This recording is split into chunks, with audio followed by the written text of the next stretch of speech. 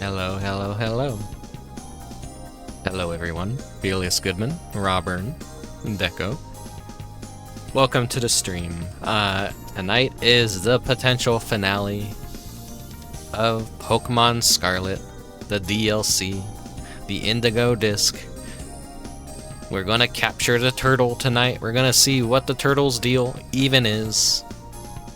Even in as far back as the base game, there's been that book in the school that alludes to what the hell the turtle is, and everyone's like, oh, that's the true legendary that controls everything. That's the real mystery behind the terrestrialization gimmick of the entire game. And the DLC so far, I like it.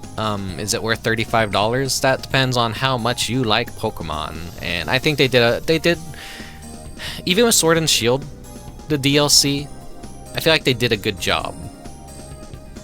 And I think this game's DLC is even way better than Sword and Shield's. Because in Sword and Shield, like, the story between the two DLCs was a completely separate thing. This time, the DLC are two interconnecting stories. And as much shit as people give Pokemon Scarlet and Violet, it does tell a damn good story. I do think, looking back on it, it was a very good story for a Pokemon game. Team Star and what their entire deal was. I have generally thought that it's been lame. That the past few Pokemon generations of villains are just, oh, they're just misunderstood villains, blah blah blah, and they're not like evil bastard gangs like they used to be. But Team Star had their reasons for doing what they did, and I don't know. There's like a little post-game thing that you can do and see them adjust back into school, and I don't know, it's kind of cute. Team Star ain't that bad. I still think Team Yell was by far the worst villain group of any Pokemon game. That was definitely weak as hell. So Sword and Shield, you know, not the greatest still. I think Sword and Shield are definitely like, they aged worse in comparison to Violet and Scarlet. Now, they still had good DLC in Sword and Shield. I did like the Isles of Armor, and I did like the Crown Tundra.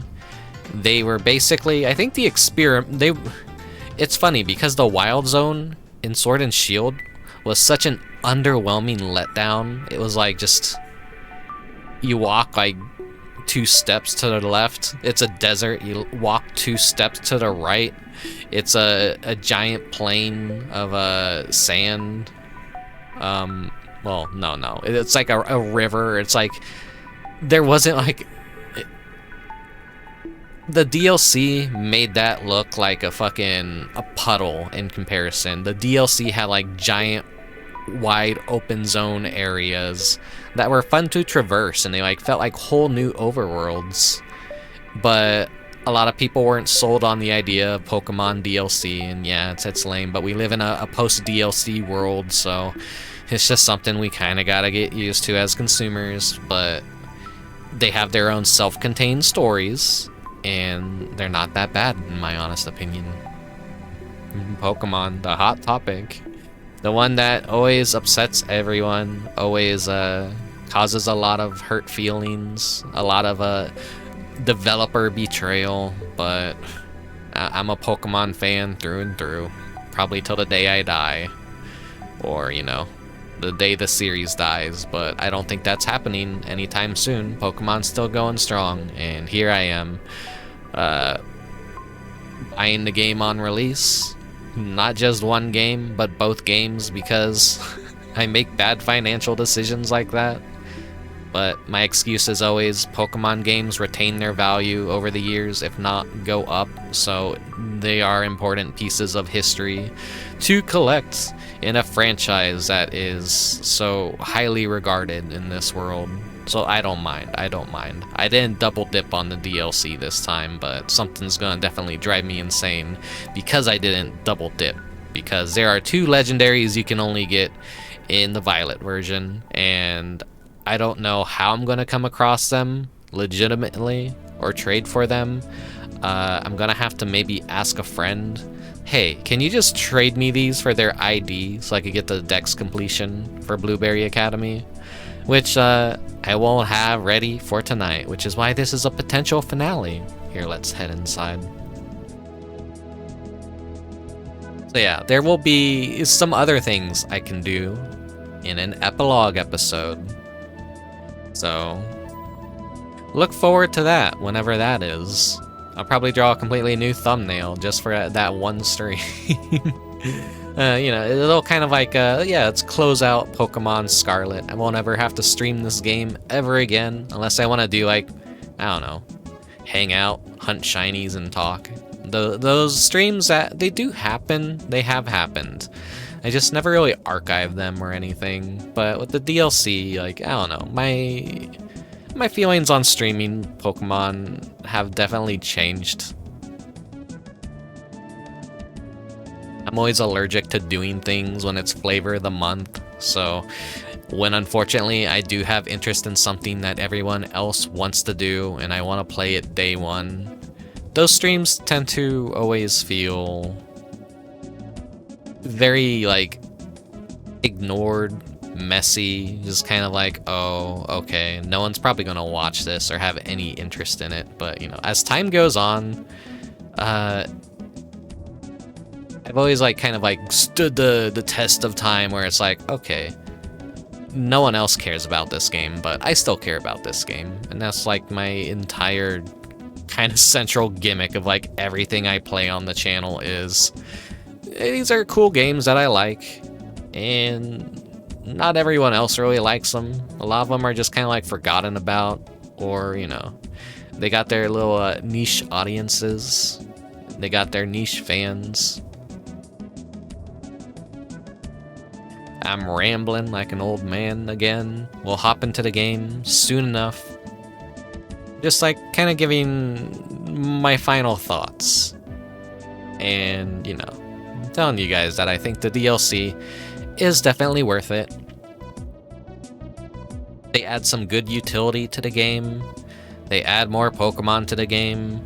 You don't need the DLC to be able to transfer the Pokemon in from Pokemon Home, or participate in any of the raids to get the Pokemon that you can't encounter in the game yourself, so that's kind of a nice middle ground, I guess, of, well, I can't go to the new area to get this Pokemon, but I could just transfer it in if I had it already.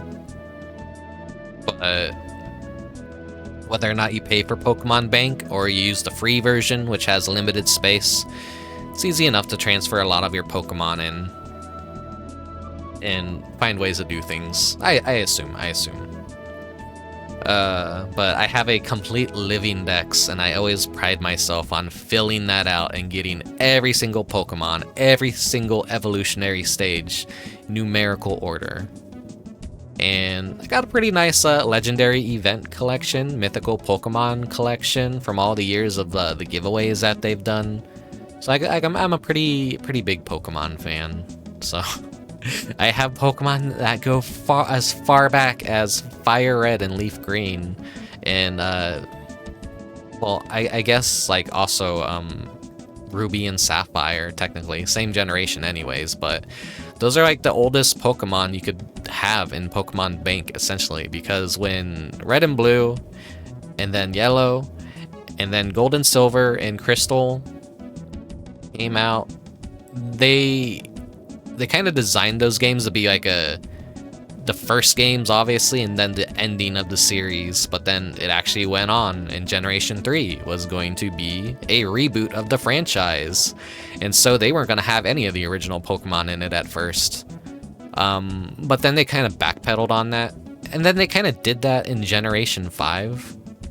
But yeah, that's kind of like why they ended the transfer support. Maybe they couldn't figure anything out between the Game Boy Color and the Game Boy Advance, so to just like fuck it, reboot it completely. So that's why all of our Pokemon from Generation 1 and 2 are lost to time, or still locked on our cartridges if their batteries have not died. Anyways, let's hop into Pokemon now. I've talked your ears off. I will continue to talk your ears off, potentially in-game, if there isn't too much to read, but I'm gonna guess there's gonna be a lot to read, because this is kind of like the finale moment after all. We're heading back to Area 0, and we're gonna get Terapagos.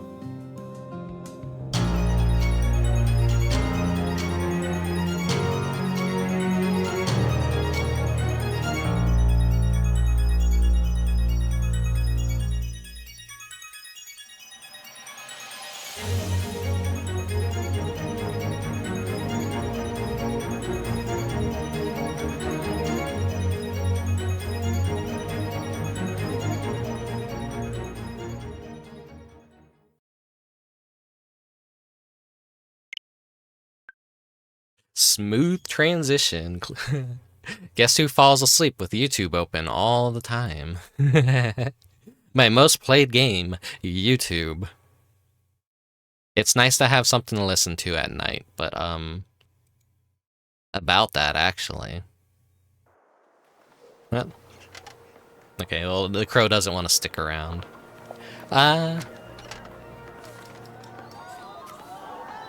It's been really rainy the past few days. Partly a reason why I didn't stream yesterday is because it was like actually really stormy, and it was really nice. I got super relaxed and just laid in bed and just kind of like listened to the heavy rain and just like instantly fell asleep. And then I had some other stuff that I wanted to watch last night. As you can see, this is the league room. I did some, I was watching some other stuff, and I was also just running around in the game doing missions and beating all the trainers and doing stuff that wouldn't be really all that interesting to do on stream. Here's a painting of Agatha when she was very young. Keep focusing on her eyes, and you'll notice something. I'm a big fan of ghost Pokemon, dark types, psychics, poison. I think they're all pretty neat. What was I saying? Oh yeah, it was very relaxing. There, she blinked, Okay. I figured out what this stuff's deal was.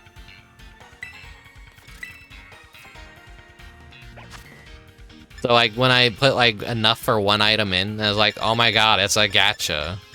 I didn't know how fucking correct I was about that. Because watch this.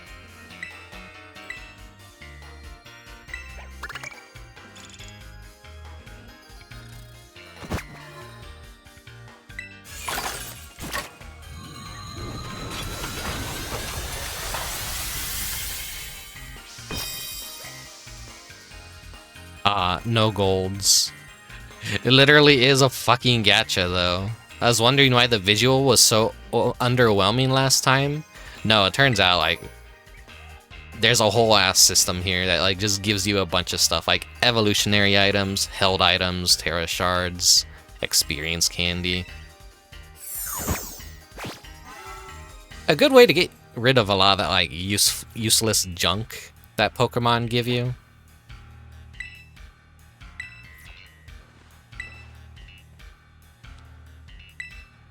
Want to make it better? Yeah, sure, go ahead.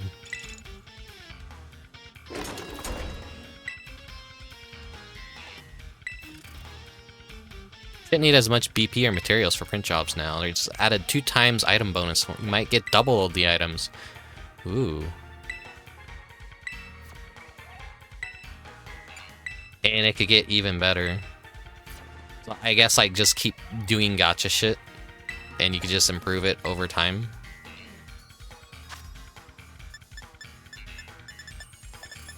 I imagine a lot of people didn't ever finish this game, honestly.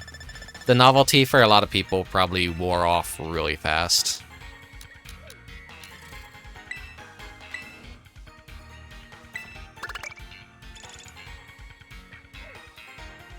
I'm addicted to Pokemon. Regardless of how shitty the games get. It's a comfort series for me. I love it. There we go. We got the gold sparkle, so we got something good. Maybe a bottle cap. It was a Star Sweet. Oh, okay, okay. Which I don't need any of that because I have an entire collection of all the Alcremies with all the different sweets in their hair. I did that like during the days of Sword and Shield. Man, that's a very fun and specific kind of grind. I think there's like 72 forms. It depends on the direction you spin, how long you spin, so like less than 3 seconds, 5 seconds, 10 seconds. Do you do clockwise, counterclockwise? What time of day is it? And those all factor into what kind of Alcremie that you get.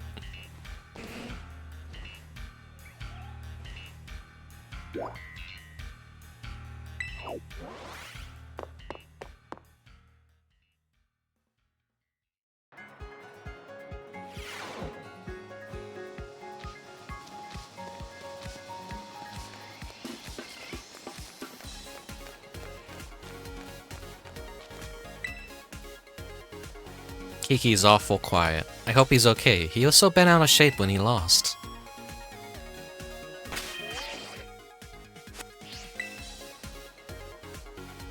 Are you ready to travel to Area Zero, Rickubus? Yes. Splendid. We're finally ready to set off then. Are you two feeling alright? Well enough to travel at least. Well, I'm fine, anyway. Eh, me too. I've had time to calm down. Oh, well, that's good. I'm fine, I know what I have to do now. Find this legendary Pokemon in Area Zero, no matter what it takes. And that's a spirit, Kieran. Alright then, shall we?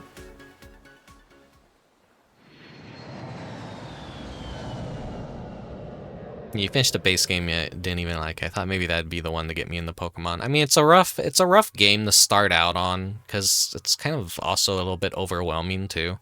Pokemon has always been a very simple series. And this is like the first time it's like been truly open world like this, where you could do anything in any order. We made it. I'm finally here. Area Zero, the place I've dreamed about for years. Whoa, this is incredible. Wowzers.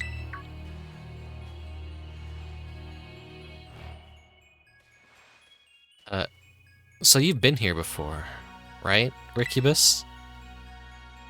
Yeah, with my buddies. Buddies, huh? There he is. Yeah, he scared me. Honestly, you're too big to come popping out like that, or whatchamadon. Are you? So you came here with Rickubus back then too, huh? Oh, you must be the Pokemon that was reportedly first discovered in Area Zero. I'm very intrigued by this specimen, but alas, that's not what we're here for. We're here to go to the deepest depths of Area Zero. Let's see what's even deeper. Deeper down than Zero Lab? Keith mentioned in his writings that he fell from the depths to someplace even deeper. Wait, hold on. Doesn't the depths imply he was as deep as he could get? Yes, it's quite curious, isn't it? However, Heath also wrote that he was utterly unable to recall how he got down there. If his writings are to be believed, there must be an entire uncharted space below Area Zero. Gotta go balls deep. Well, either way, we should start by making for the Zero Lab down in the depths. You take the lead, Rickubus. Now, are they gonna do what they did in the finale of the base game, where everyone is gonna be following me and talking, or do I just... No, I just go by myself, I think. That poor Farafra... It's just a fucking floating Farafrig. Oh no, it fell. Okay, well, rest in peace.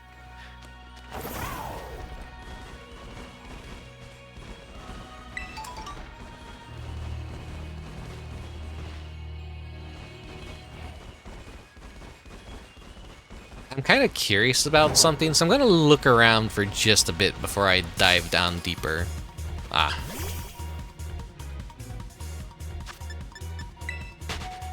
So I'm wondering if I could get the... What is it? Gouging Fire and something Thunder.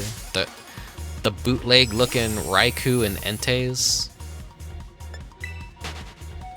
If I can't get to the Entei, I kind of know its general area to find it in. I should be able to scale the wall and maybe get to it. I know it's like near one of these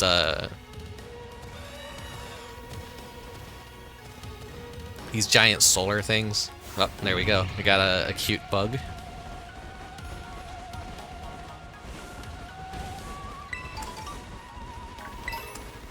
We got some light engine freaking out.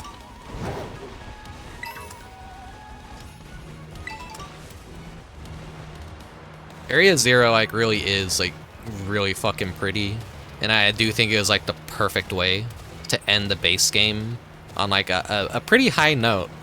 A lot of people would joke around, or maybe not even joke, and say that honestly the best part of the game did happen last. I really love the music for this area.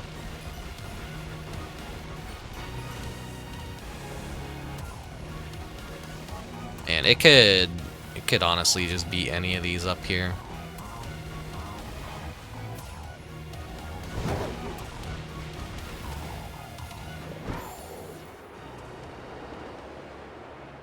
It's just a giant crater going down into the earth.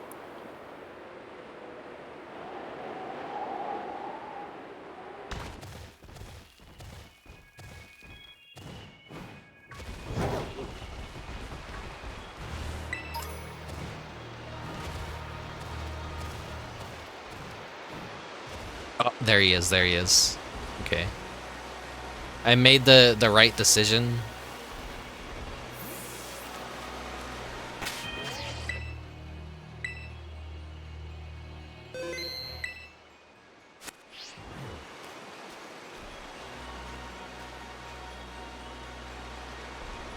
He's honestly pretty cool. A lot of people shit on the designs.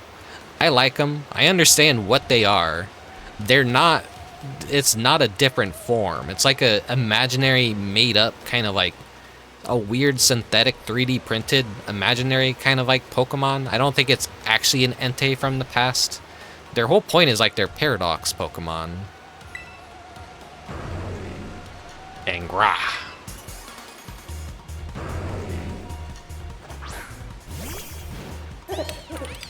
He's like a fire dragon type, I think. Right. Into the quick ball you go.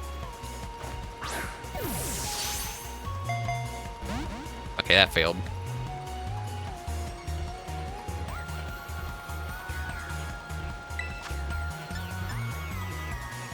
I don't think that'll kill it. Hello, dancing duck.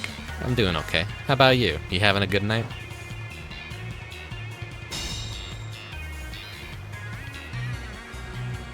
It's got protects. All the past Paradox Pokemon, they're supposed to be like caveman, dinosaur type looking Pokemon. Everyone's like looking at the legendary dogs and going like, oh, they look so stupid. It's like, no, they're half dinosaur. That's their influence. It's like they're spliced together with a dinosaur. That's what all the Pokemon here are.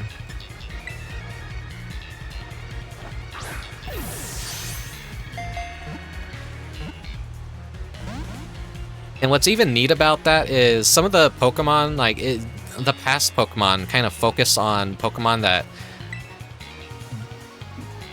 didn't evolve. So you had like a Magneton, and you're like, why didn't they do Magnezone? But then that's like also the cool thing about it is because like, yeah, that would mean that that was an evolution that happened way down the line. Same with Mismagius, like. Why didn't a Misdreavus that you could get here evolve into a Mismagius? Why isn't a dinosaur version of Mismagius? It's like, no, it's like a future evolution that, at the time, these are like the more primitive versions, or what they would imagine the primitive versions of these Pokemon would be before evolution kicked in.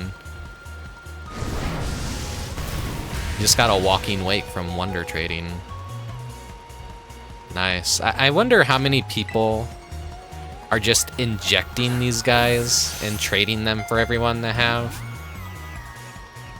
Because I really don't want to double dip and have to buy the DLC again for the other version.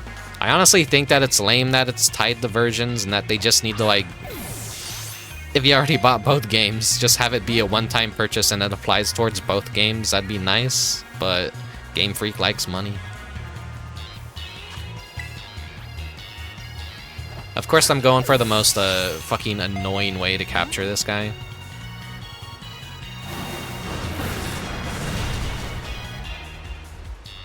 We'll get Ampharos out here.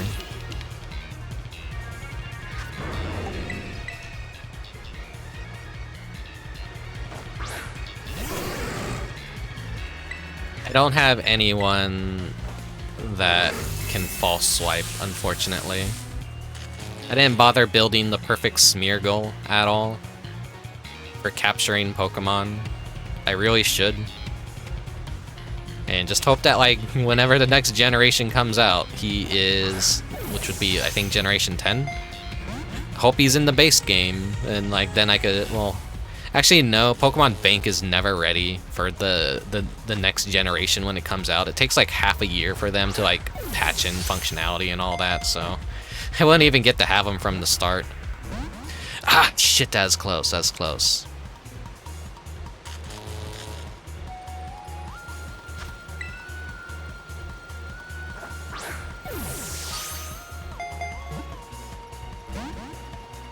Yeah. So earlier I was talking about how it's been raining a lot outside, and like it's just been, I've been having too much of a, I've been maxing. Like I'm like, oh man, I am not stressed out at all right now. I could just fall asleep in bed, get a little honk snoozing, not a care in the world, just window open, listening to the rain. Gets heavy every now and then it kind of fades out into something softer. What does Luxury Ball do? It's just like a, it's basically just the same as a shitty base Pokeball, except prettier, and it costs a lot of money, like $3,000 for a fancy. This is basically just what rich people would capture Pokemon in. Go out to a field with a level 1 shitty Rattata, and just like to flex on people, they would capture it in like a Pokeball that would essentially cost like $3,000.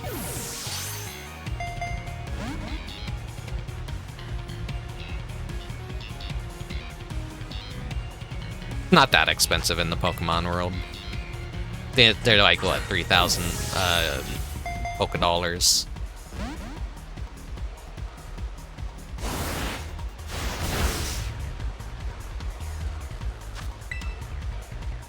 Just gotta keep throwing these balls until it stays in one.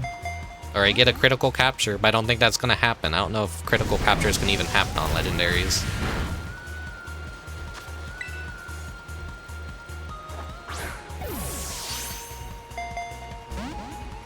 Nope. I don't want to attack it because I'm worried I'm gonna like kill it with any of my Pokemon. Looks like Ampharos is gonna get knocked out. Yeah. Yesterday the power had went out a few times in the morning, so I was also kind of like worried that like maybe, oh no, I could potentially lose power during stream. And that is something that could happen tonight as well, which I'm hoping that's not the case. A funny thing is, like, whenever the power has gone out while I'm playing the Switch, god damn it, it doesn't, like, because of how the Switch works when it's in its dock, there's no energy to the dock, so it just thinks it's in handheld mode. So it's just like, the game is completely fine, the system is fine, I don't lose any progress. There we go.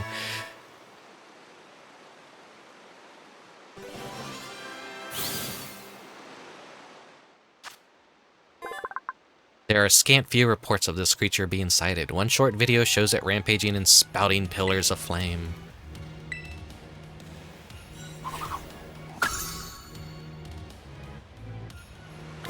Okay. Well, now that he's captured, I'm gonna do something. Actually, no. Dancing Duck, thank you for the follow. Yeah, sure. I'll do it. Ilya, thank you for the raid. thank you. I'm playing Pokemon tonight. No cool retro games, unfortunately. Let me do a quick little shout out for you.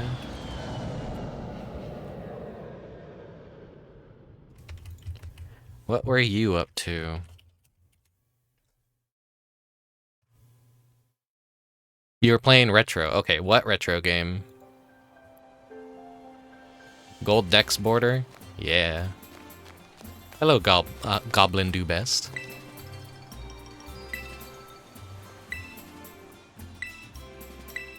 I want to buy some more luxury balls real quick. See how fucking expensive these things are? Good thing it's very easy to make money in this game, especially in the DLC.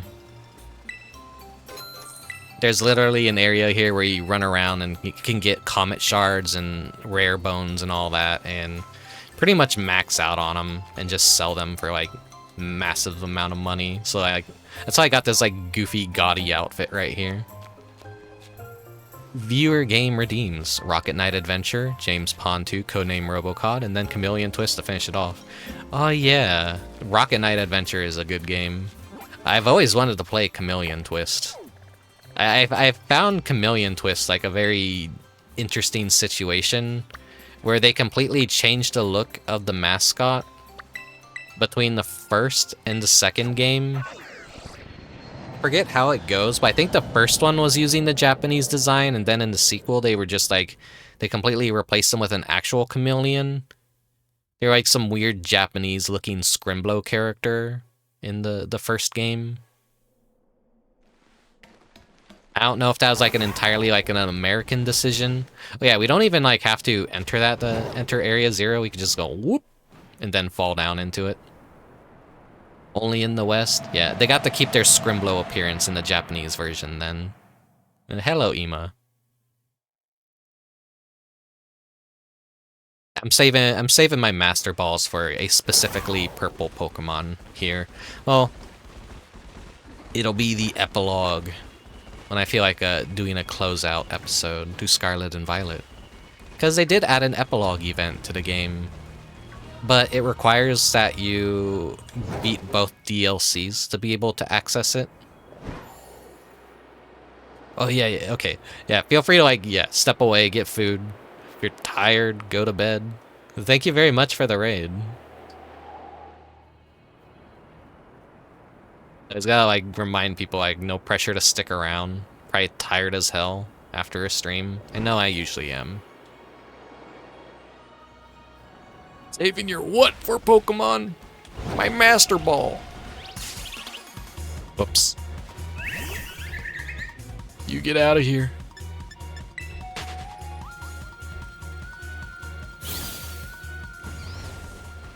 I don't wanna go down there just yet. Okay. I saw a shiny sparkly on the ground and I was like, I wanna get it. Then that almost caused me to fall into the chasm. Chasm?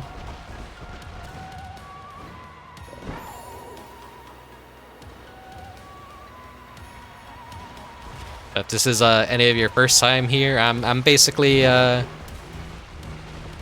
just a tired incubus. I'm a boomer. I love retro games. I know I'm not playing one tonight, but I typically like to play a lot of the more obscure stuff, a lot of arcadey stuff. But I am a big Nintendo fan, so, you know, I will occasionally play modern Nintendo games. But you'll never catch me playing stuff like Apex Legends. You have my promise on that.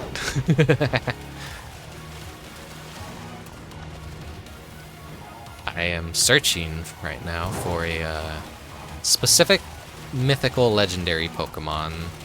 I know this one is near a waterfall somewhere. We're in the very, very cool endgame area of Pokemon Scarlet and Violet.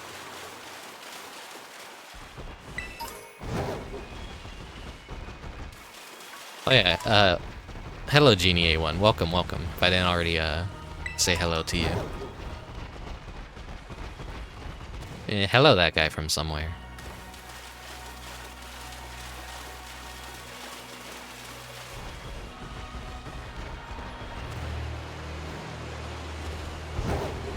So it's none of these waterfalls.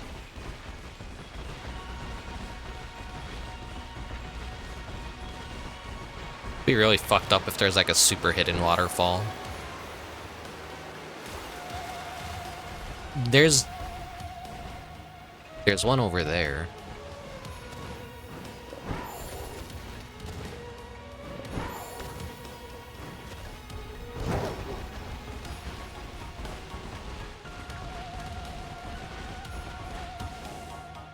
Everyone's like making fun of how fucking goofy the Raikou is.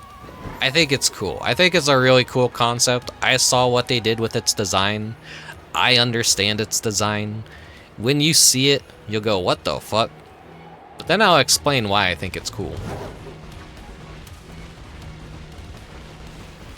This has to be the waterfall over here.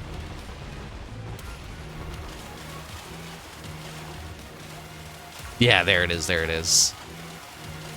It's like, what is this, a Stegosaurus? So his, like, he's got a long neck, his head is literally in the clouds. But that's not a cloud, that's just like his little mustache that he has.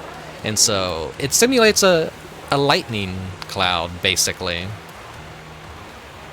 So he's got the advantage of height on you.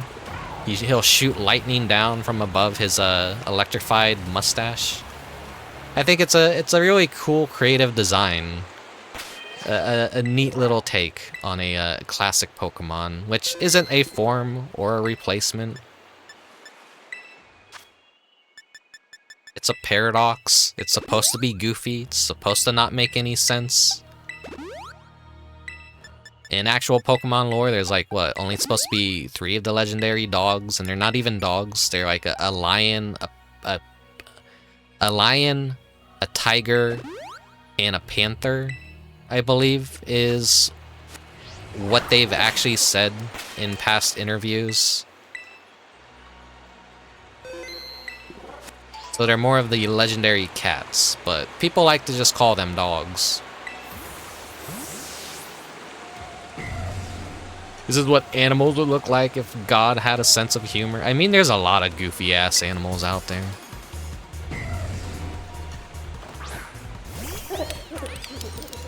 I was looking at millipedes before stream. Because when you look at a millipede's face up close, they have like the colon 3 face. They have like big, goofy, puffy cheeks. And like they actually look kind of cute. At the same time that they look fucking terrifying.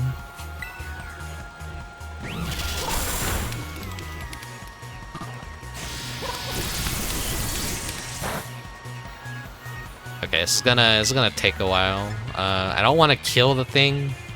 I think if you do kill these guys, it basically screws you over.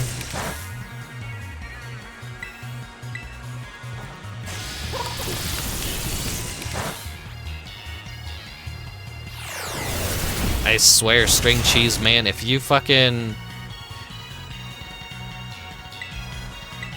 get a critical that kills it, I'm gonna be sad. I don't have any dedicated Pokemon that can ball swipe. So I gotta do things the hard way.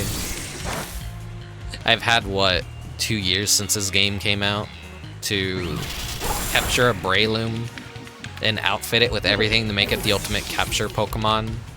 But I just didn't. I didn't think I'd need it. That'd be too efficient, and I'm not gonna do something that's too efficient. I'm gonna do what's stupid. Yeah, of course that's not gonna work. You just tricked me into looking at pictures of No, like, look, am I not correct? They got goofy little faces. They're cute. Alright, well, I don't think this thing has any physical moves, so Ampharos is probably not gonna get a Paralyze off on it. Time to just start chucking balls.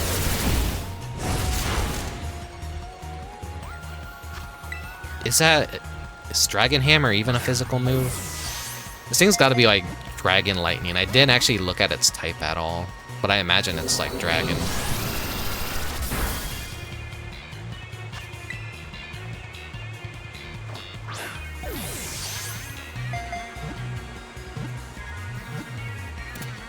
Oh, that was easy. Okay. Raging Bolt is caught.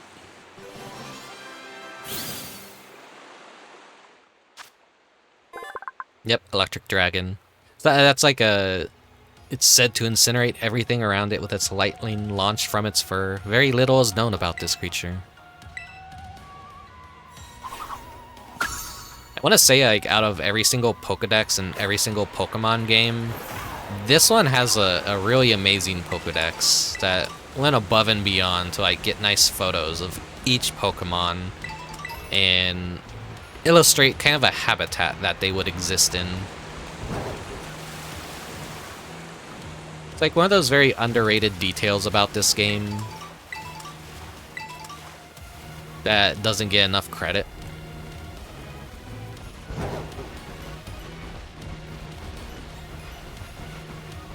Alright, let's go balls deep.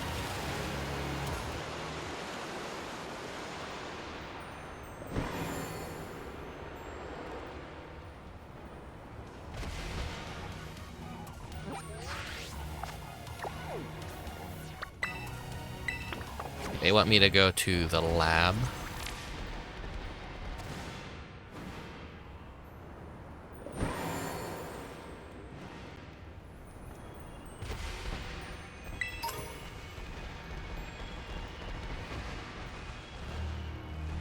I think the Scarlet Pokemon, the Paradox Pokemon, are a lot more cooler than the robots that we get in Violet. Oh hey, a Roaring Moon just kind of hanging out here. That's rare. I thought they like typically they only show up in like one room.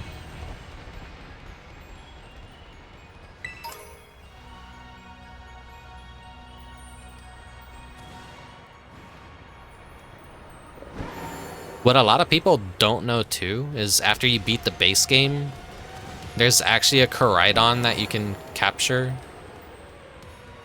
down here. Or I forget what the other one, the other version's one is named, but There's one too. It's like one of these areas down here. You could just like find the other because there's like 2 of them. But I don't think the game really tells you that. You kind of just have to wander into it or like look at a guide. Yeah, I think it's like this little ledge right here. You have to like go up it, and I think it'll just be standing there, and you can fight it and capture it. Because the one that you get is like more of a story element than it is an actual Pokemon of yours.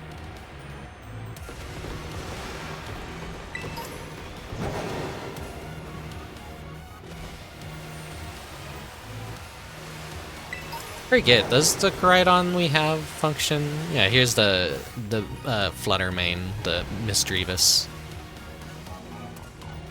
I was kind of like hoping that it would evolve and have a Mismagius form, but then like with someone, I was like really let down at first. I'm like, oh no, the Jigglypuff. It's like why Magneton, Jigglypuff, Misdreavus. Why are they like not having the fully evolved Pokemon? It's like no. That's just like an evolutionary time thing. If they were that far in the past, they wouldn't have had a chance to evolve yet, and that's what made it cool. We haven't seen like the little Magneton walking around, but the Magneton is like literally a dinosaur with the way it functions. It's goofy. It's like everything has like tails and fangs and tusks and stuff. They're just all dinosaurs. Whoa, this place is insane. It reminds me of the Crystal Pool. This is the Zero Lab, I take it. The structure's exterior matches Gita's description, at least. So this is the deepest point in Area Zero? Nope. Well, yes and no. This is the deepest point that the Area Zero expedition managed to reach long ago. You know, I've been told that the lowest level of this laboratory contains a mysterious room, whose purpose is entirely unknown. Yeah, the 3D printer room. Unless there's more. However, where I want to go is even deeper than that. So you're saying we should head inside this Zero Lab. Gate's closed, though. There he is, my wife! You like the silly little, The poor boy that we torture throughout the DLC? Huh? Oh, you're right. What do we do now, Rickubus? You've been here before, right? Yeah, I keep talking about like fucking how hilarious it is that like this poor Kieran exists for us to ruin all of his hopes and dreams. We steal literally everything from him, including his sister. We gotta disable the lock.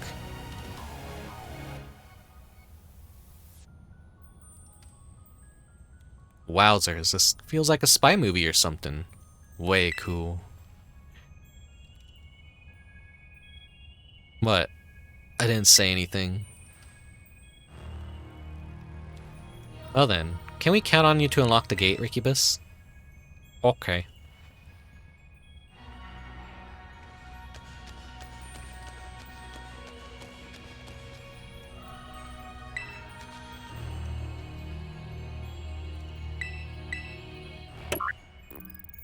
Access revoked due to prolonged inactivity. Entrance locked. What's the matter? Something wrong with it? It opened before though, right? Is there some extra steps we're missing? There were 4 locks before, and... See, so last time you went through a series of steps to unlock the gate, and the professor was also there to guide you from the inside. Beep boop. Indigo disc detected. Indigo disc detected. Huh? It's talking. Insert Indigo disc for greater access privileges. Please insert Indigo disc. Relax, it's just one of those computerized voices. It's not any different than a TM machine. Indigo disc. What could it mean by that? The Indigo disc that you gave to me? Oh, Gita gave you a mysterious item before we departed, did she? You think that's it? Oh, how fun. Go on, Rickubus. Do it. You have my permission. Thanks, big sis. I knew you'd believe in me. Please insert Indigo disc. In you go. Highly technical lab still using CDs. It's so fucked up that a lot of computers nowadays just don't have a fucking disk drive. It feels wrong. When I look at my PC, it doesn't have a disk drive in it at all. I'd have to buy one and plug it in by USB and a mic. This is like extra fucked up. That Indigo disk confirmed. Zero Lab elevator redirected to Area 0 underdevs. Everything is just digitally done. That's like why I started like kind of freak out when my SSD crashed last year. Look at that, it opened. At a low frame rate even. Let's head on in.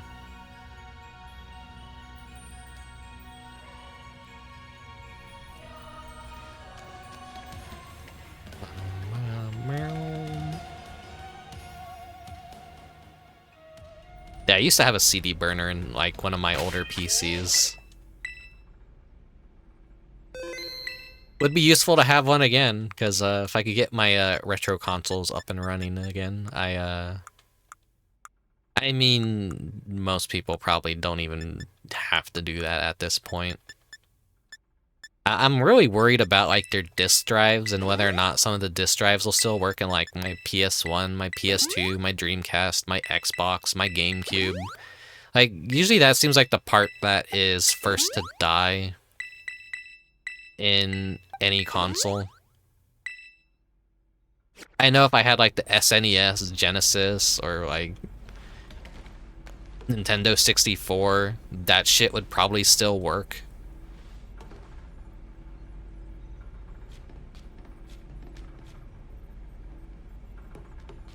But it's just disk drive based consoles are always kind of risky, and they might eat whatever game I put inside them if they decide to get stuck. It's way too dark in here. I just smacked my head on something. It's because you're just running around without any idea where you're going. Wow, Kiki. Sounds like someone's finally breaking out of their funk. Got it. Where's Miss Briar anyway? She's busy rummaging through, like a whole stack of documents over there. Aren't those someone's private photos and stuff? We probably shouldn't be looking at all that. Huh, you're awfully considerate all of a sudden.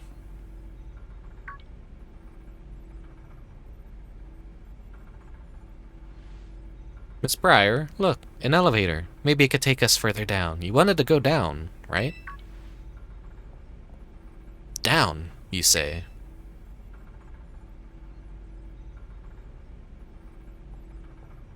Oh my, did you use this elevator last time to reach the mysterious room I mentioned earlier? I think so. Oh, did you already forget what happened last time you were there? Perhaps this is a side effect of prolonged exposure to Area 0. No, it's just been an entire fucking year, give me a break. Well, we've no time to waste. Let's go down.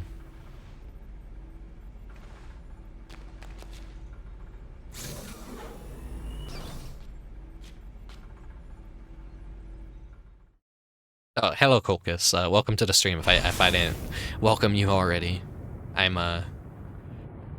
getting really rusty and bad at welcoming people.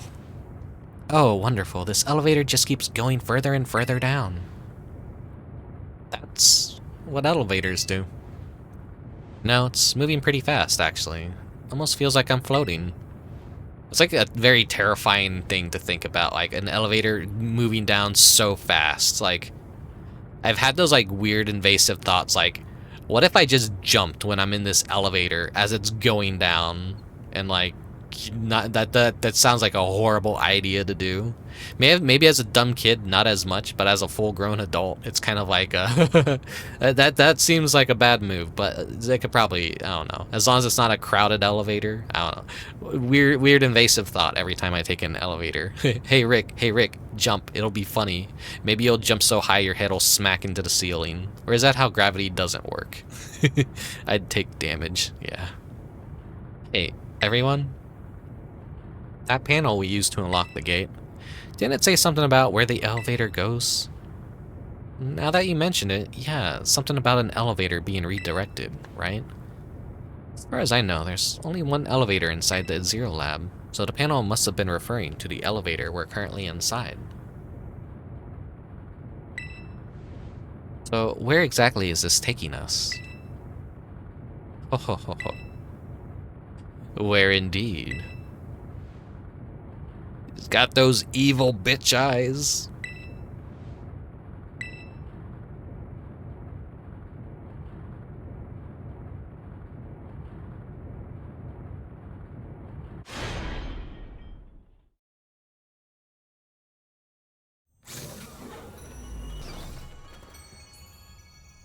Oh my.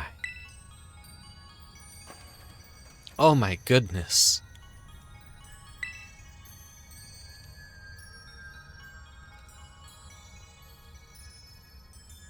So, what? Are we under Area 0 or something? Yes, according to my data, our current position is far deeper than we were than where we last were. Could the elevator have taken us even further down than its previous destination? Man, Area 0 was already a lot to take in.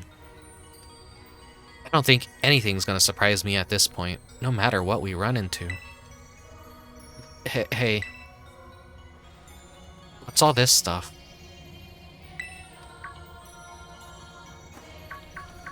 Oh. What are desks doing down here? Oh my, this is a report written by the esteemed Professor Sada. Massive cavern exists beneath Area 0, and there slumbers Terapagos, the hidden treasure of Area 0. Its body has become crystal, protecting it from hostile outsiders. It appears that rousing it will take some time. In this cavern, I have witnessed a terrestrial phenomenon occurring in a way I've never seen above ground. Terrestrialization that appears to hold the power of every known type. I have dubbed this Terra type the Stellar type for now. Could Terapagos' influence be at play? Terapagos is the hidden treasure of Area 0, and it's slumbering in the form of a crystal? And what is this about a stellar Terra type?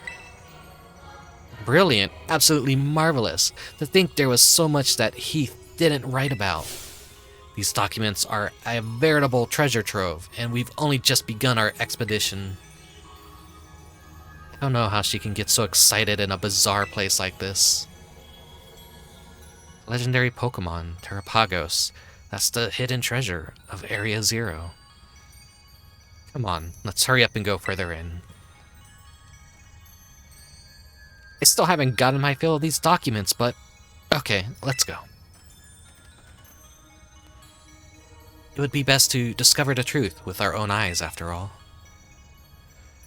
Let's keep moving. Stay on guard, everyone. Is this like another area down here with like Pokemon I can capture? Or is this like just probably gonna walk into the area where Terapagos just exists?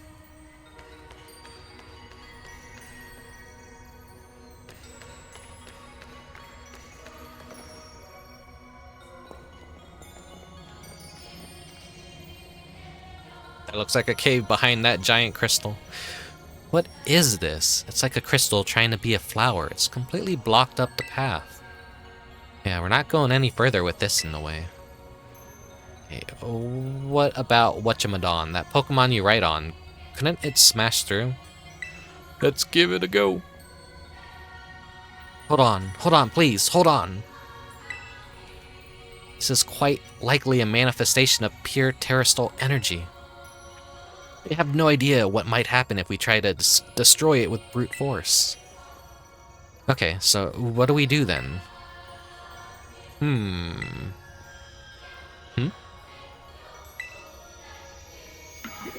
Play, play, play. There are Pokemon all the way down here? What's going on with this one? It seems to be charged with some kind of strange energy. Hey, get back! You know you're no good in a battle, Miss Briar. Kiki, no, Rickubus, you should handle this. Haha, we stole his sister. She has more faith in us, Kieran.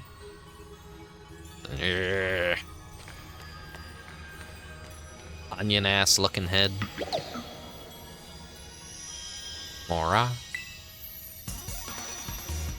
They're all just gonna be like stellar Terra types, probably, that I have to fight.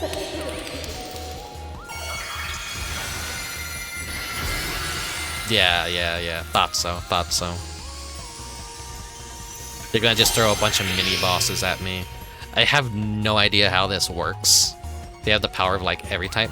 What on earth is that energy? It couldn't be.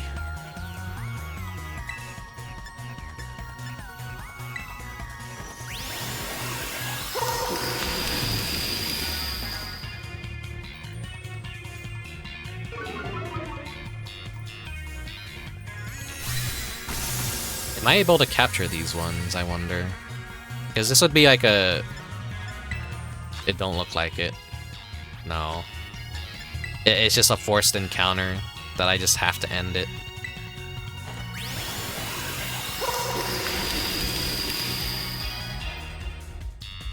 I know you could convert your Pokemon's Terra type to that, but it requires like 50 of each shard, I think. It's a pretty expensive thing to do. Good work, Rickubus. Whoa! Whoa, it disappeared.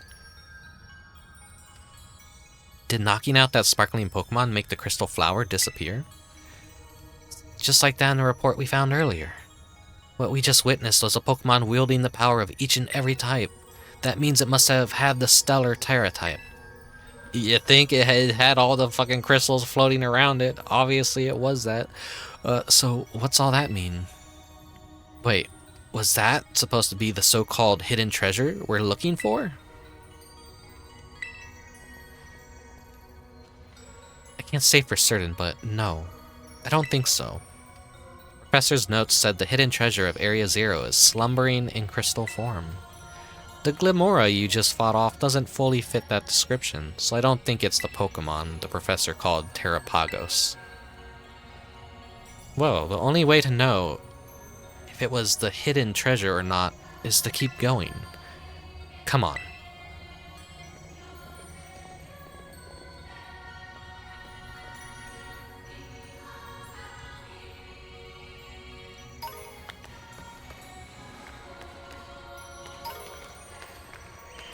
Or wait, does it just have its own, like, Terra Shard, basically, that we gotta farm?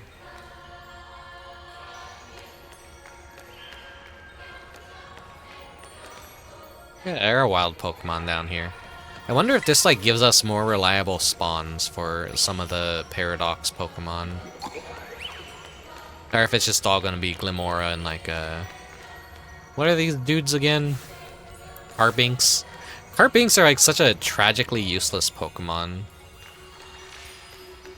I caught a perfect one in Pokemon Go. It has a 15 in like every stat, and I'm like, no, it's such an awful Pokemon. Why would they do this to me?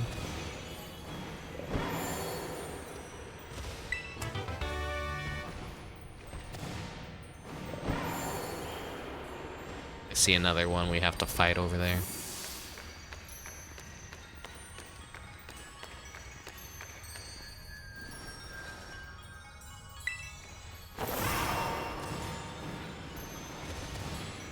Or wait, do we have to fight that? Oh yeah, we do. That is a Wyvern. Seems we found another one of those crystal flowers. Could be the Terra Soul energy that's saturating the air, be condensing it in crystallized form. I'll go take care of it.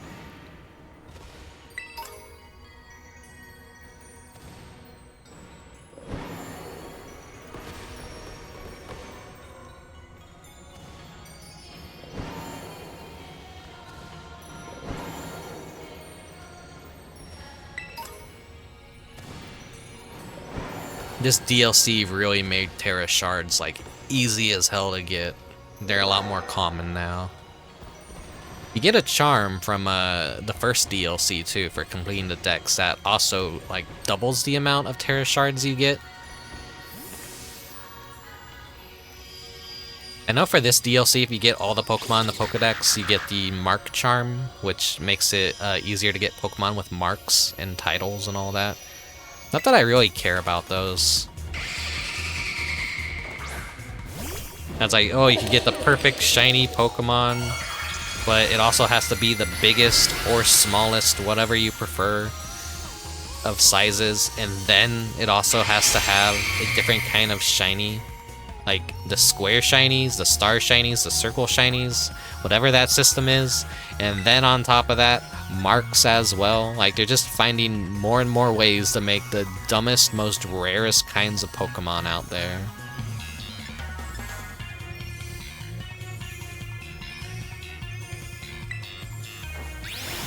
I have no idea how this works, but I'm just generally assuming that they probably keep their original type, but their moves are probably all super effective.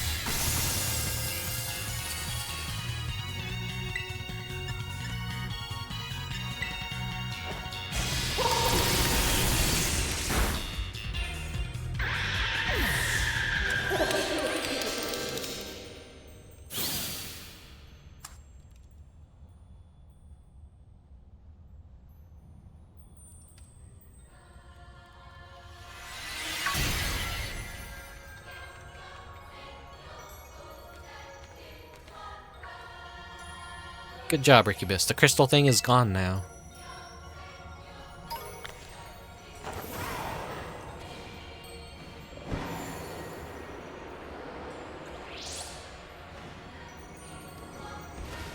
I hit the story wall. You just had to awkwardly float down midair.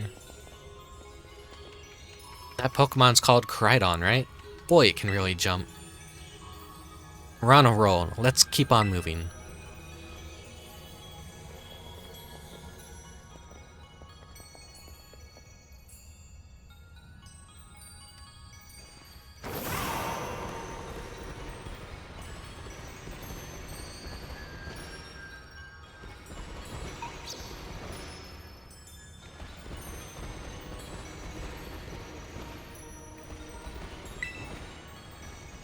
Your footing. If you slip and fall into the abyss, we won't be able to help you. I'm kind of curious what happens if I fall into the abyss.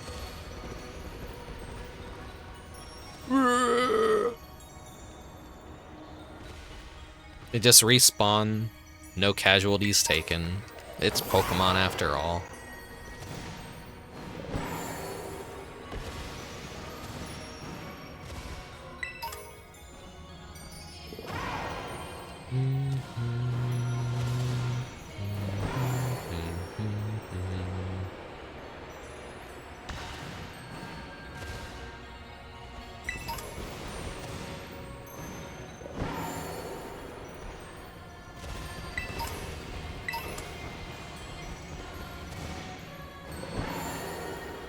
I don't think I'll be able to climb up on the crystals. Or maybe he will. He can.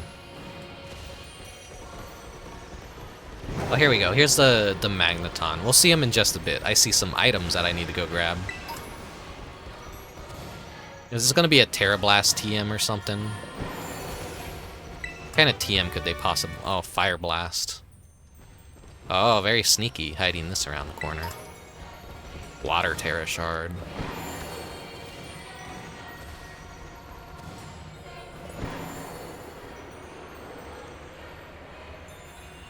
It's down here. Little alcove.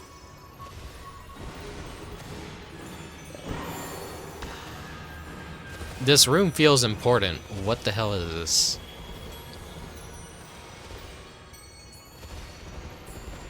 Maybe this is just like a room where a bunch of Pokemon are gonna spawn. If I could come back here and farm Paradox Pokemon, maybe this is just a room they maybe roam around in.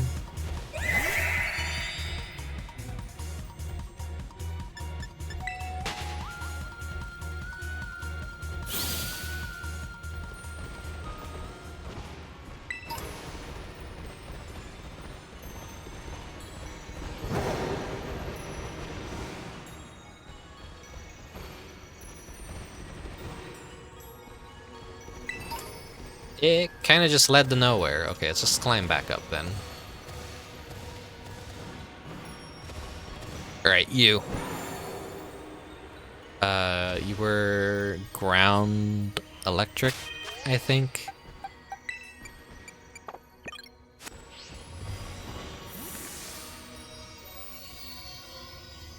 He's just like Unga Bunga, and he's got like a dinosaur tail, and he's got spines on his back.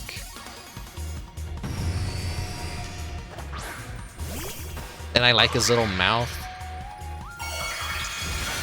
He walks around on his two giant magnets like a dinosaur. He's like mimicking a T-Rex or like a Godzilla creature. It's funny. I was like, oh man, Magneton of all Pokemon, that's lame. But then when I saw it, like walking around animated, I'm like, that's actually like really unique and cool. I dig it.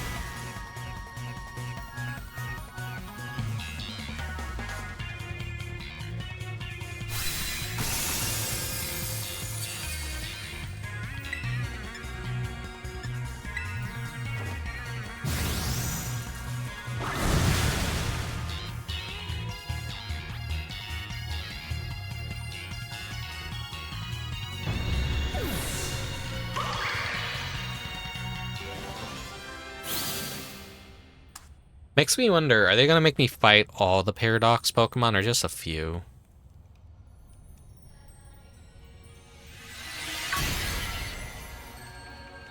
They stand so awfully close to those things, like they know I'm destroying the Pokemon causing them. Hey Rickubus, the path opened up.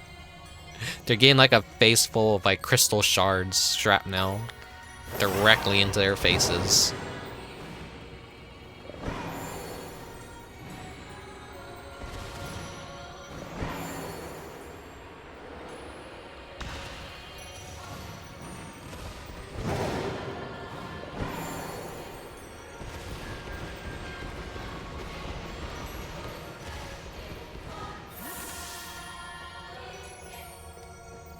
Sorry we have you doing all the work. We really appreciate it, Rickubus. Now then, it appears that terrestrial energy around us is growing more dense the farther down we go. Come, we've no time to lose.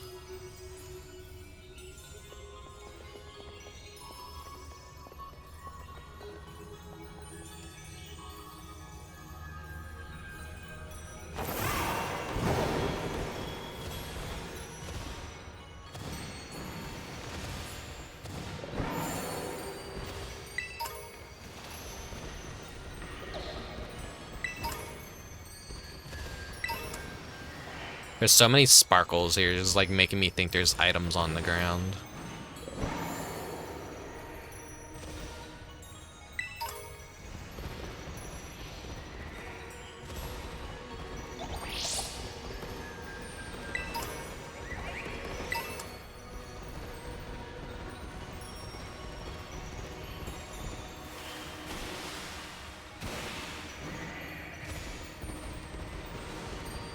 There's another rock in the way. Go do your thing. I'll be okay. Oh, there are items on the ground. Stardusts. Probably another.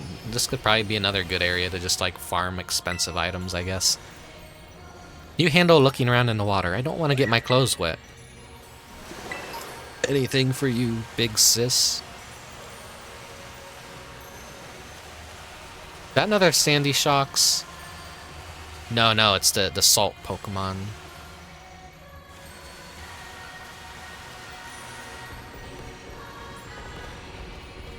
But I see an item.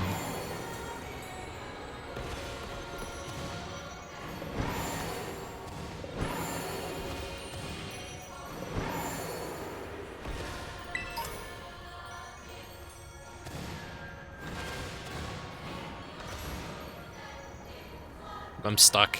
I'm stuck. Door stuck. Door stuck. Okay. They programmed in like a protective soft lock. Wait. Oh no! It reset me back to the nearest known fucking reset point. That sucks. Oh well. I'll get back there fast.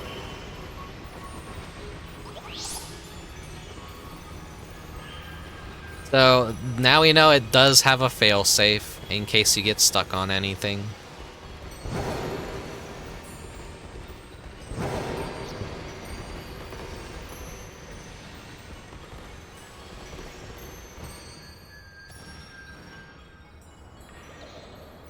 We don't gotta take the scenic route anymore. I really wish the collision in this game were a little bit better in places. A lot of it handles really awkwardly. Is there like anything else hidden around here? There's gotta be. That's like a ledge right there too.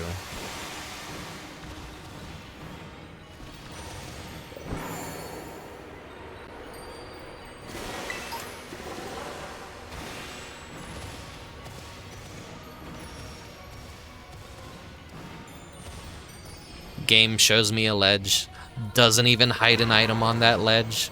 Come on, come on. Why you do this to me? You can't just give me like flat platforms that I could crawl up to and stand on and not have something for me to grab. Wait. That's another fucking item.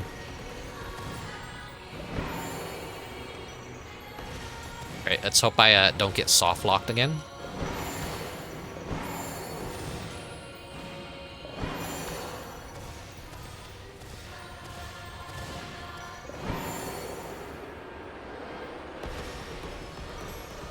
God damn, Rick, how the fuck did you see that from down there?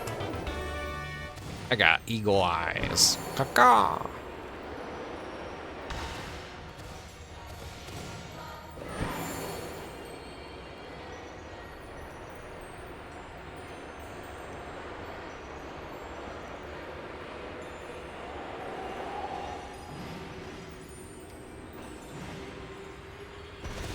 I am curious about. Sorry to stall. Sorry to stall.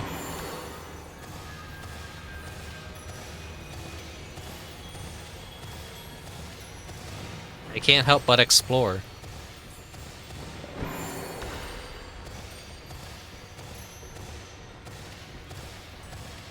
But I think Scarlet and Violet are like really nice for having a lot more variety in the exploration element in capturing Pokemon. I live to explore and capture, more so than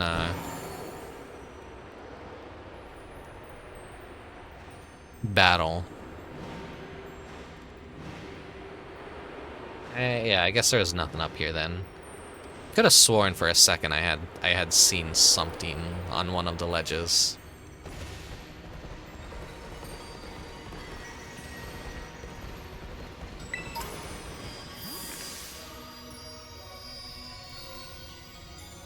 Overgrown Minecraft salt lick.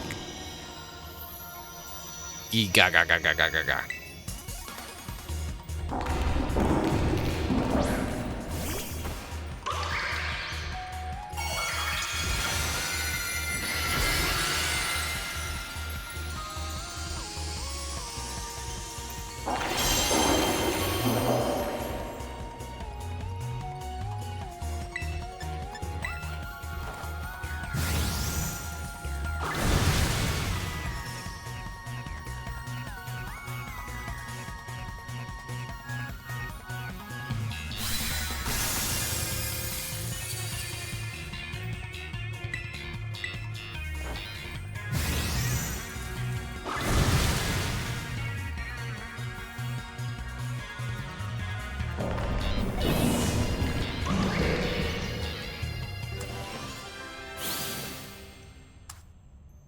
The cool thing about like that evolutionary line is I guess on the periodic table of elements, that's what their name is based on.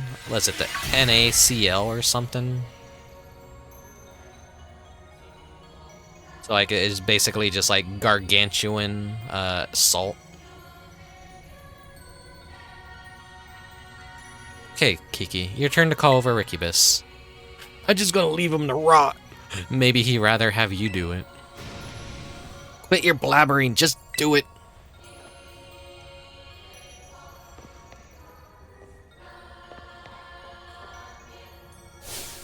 The lead poisoning in his brain has slowly gone away. Hey! The path opened up. We can keep going.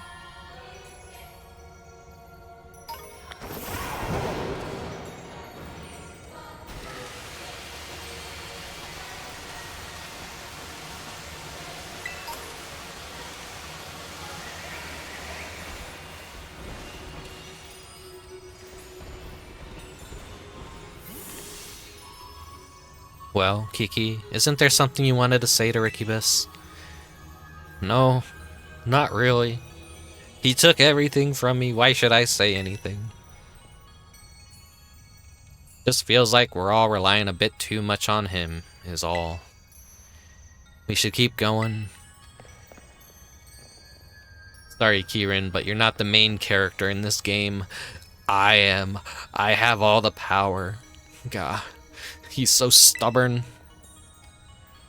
Aha, you two are simply dazzling as always. Just so you know, we were also fending off wild Pokemon while you were away. So me and my team are just about spent. Sinistcha's all I've got left, so if something happens, you better save me. Don't worry, I'll save you.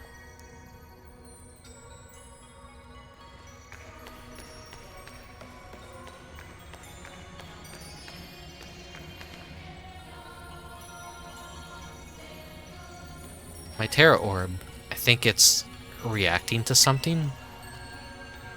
Huh, you're right, mine is too. I'm picking up a truly astounding level of Terrastal energy. It seems to be coming from in there. Are we finally at the finish line? Hidden treasure. Hey, where do you think you're going? I can't wait another second. The truth behind the Scarlet book is so close now. What? Not you two? Those two sometimes, I swear. Alright, let's go in the crystal hole. We should head in too, but no rushing. At least we can show some composure. He wants to make out in the crystal cave. Tunnel of Love.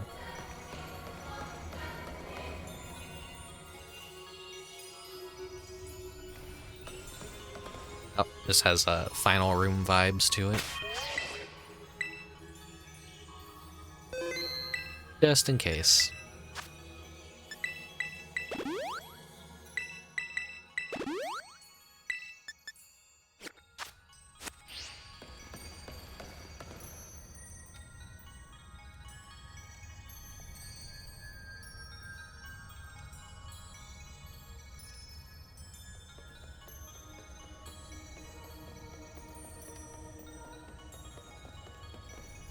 What is this place? The vibes here are totally on a different level. The hidden treasure? Where is it? There, Kieran, up ahead. There's something among those pillars.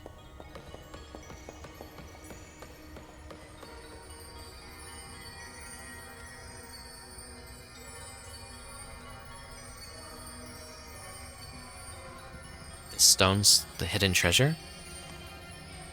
Give me a moment. I just need to check something. I can get the hidden treasure of Area 0. I can finally beat Rickubus.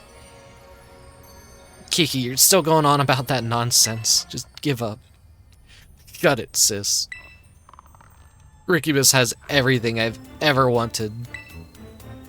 He's got strong Pokemon. He could go anywhere he wants, and he could be friends with anyone. I loved Ogerpon since forever ago, but even Ogerpon chose him over me. But Kiki, you did your best too. Even you, sis. You were being all nasty toward him at first, but then boom, you were like best friends in no time. Well, I've got nothing. I've worked so hard, and for what? I still lost it in the end. This is all I have left now. Found it. The crystal's definitely what we're looking for. Go on, Kieran. Pull with everything you've got. Show us the hidden treasure of Area 0.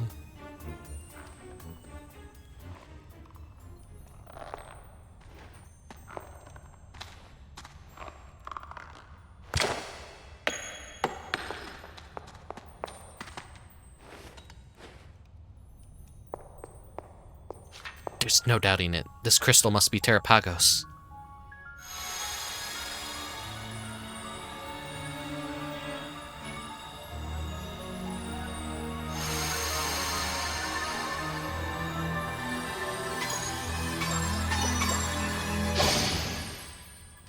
Whee!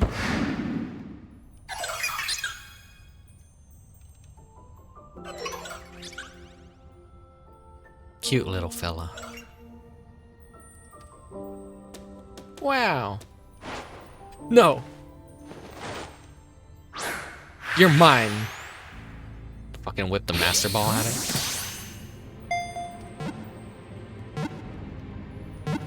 We almost did it again. We almost took something from Kieran. We'll do it again.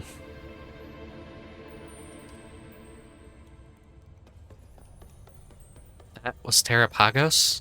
You caught it, right? Finally. Well done, Kieran.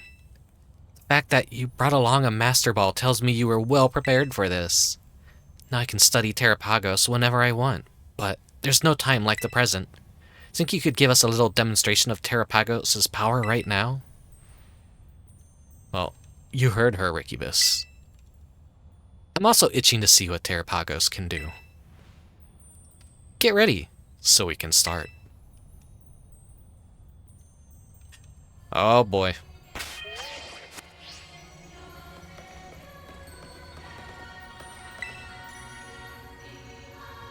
Are you ready?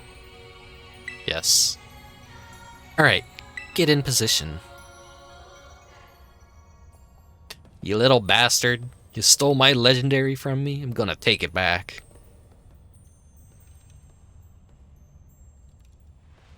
I hope you've braced yourself. This time, I'll definitely beat you, Rickubus.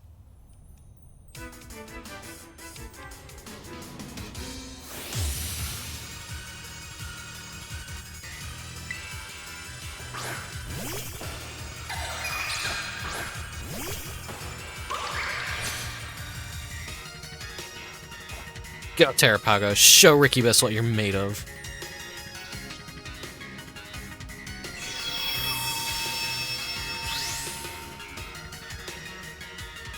Shiny.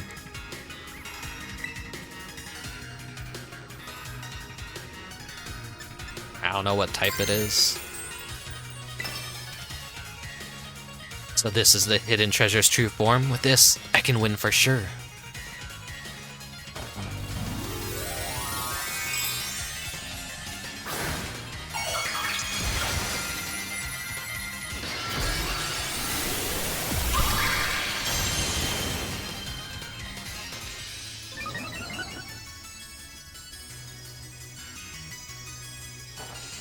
Just fucking smash its head in. It's distorting match types.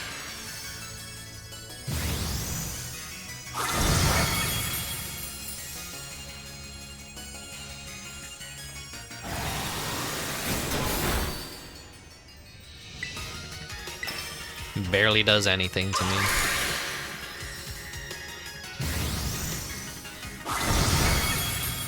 Wonder if it's even a good Pokemon competitively. Goddamn. Terapagos' power should be far greater than this. Could it be we're missing something?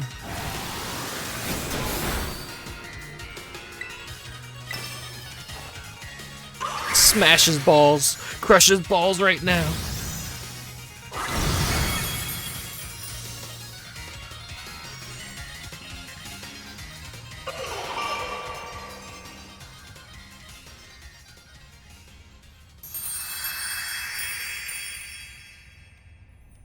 Kieran's gonna fucking flip. What? Why? You caught a legendary already, Kieran. It's like, you won, you got a fucking legendary. I can't get that for my living dex now. I thought if I just had Terapagos, if I had the hidden treasure of Area Zero, it would make me stronger. You know you need a fucking EV train and IV train and give it a good nature before you just you can't just immediately capture a legendary and have it be good out the box. I thought it'd let me beat Rickubus. It's just a little goofy turtle. Kiki, that's enough. It's time to stop this. No, something's not right. Its terrestrial energy output is far too low. Not to mention the fact that it looks different from the illustration in the Scarlet book. So, Terapagos isn't the hidden treasure of Area Zero? I wasted my Master Ball! No, I'm sure it is. We must be missing something, a way to transform it into the treasure.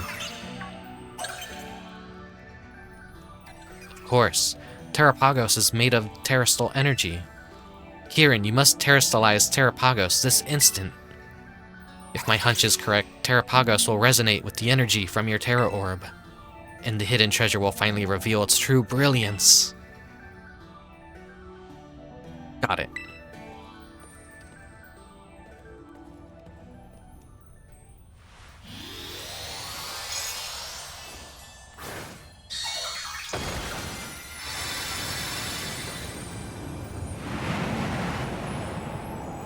I knew it, the Scarlet book was right. Terapagos is fully awakened form. This is the hidden treasure of Area Zero.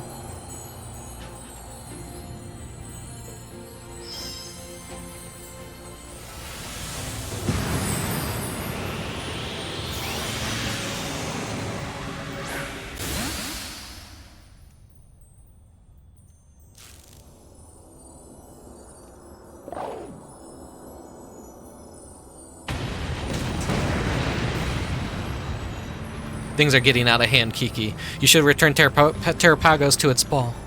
Okay, come back, Terapagos.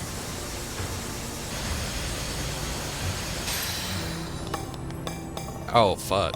Huh? You won't go back inside. Why?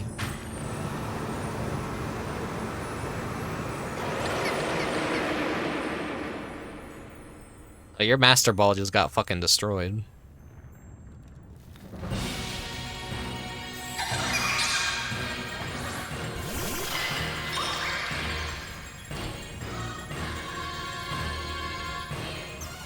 Its energy output is going haywire. We're all in serious danger if we can't bring it under control. I'm sorry, kids, but please, you need to stop Terapagos. Come on, Kiki, you need to do something too. We've got to get Terapagos under control. No, this wasn't supposed to happen. This is all my fault.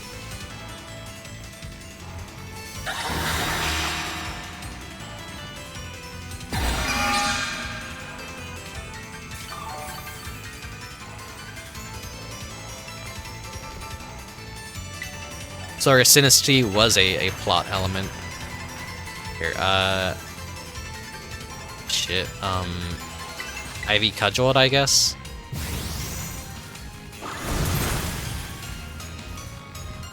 That's a critical hit. It's using a barrier to reduce damage. In that case, terrorizing Pokemon might help.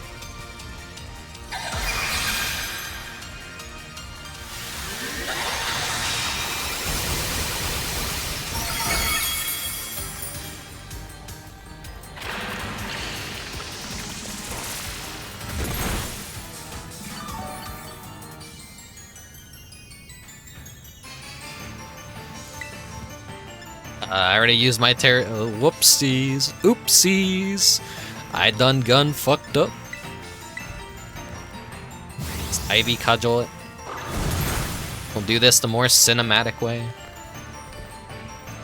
Unless it works like an actual raid battle where I have to hit it like 4 times to charge my orb.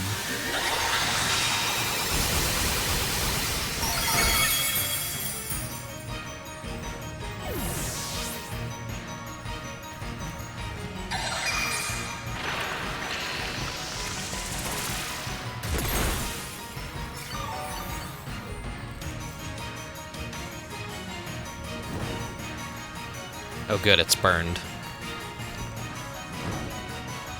Though I don't know if that attack is like... Does that count as physical or special? It looks like it's... Looks like it could potentially be special.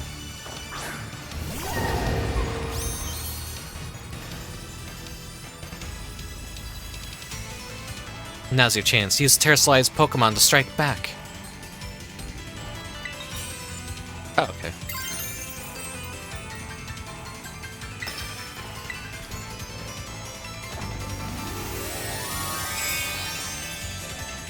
You take the initiative, Tinkaton.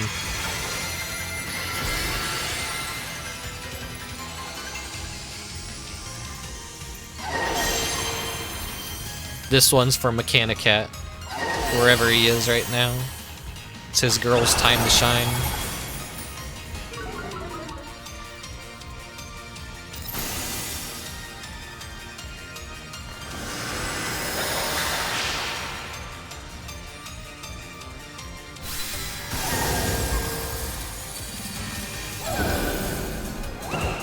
Is it gonna keep casting barriers? What? It absorbed terrestrial energy?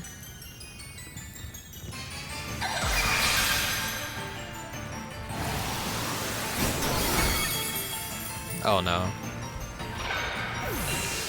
Nah, it's just gonna be up to me.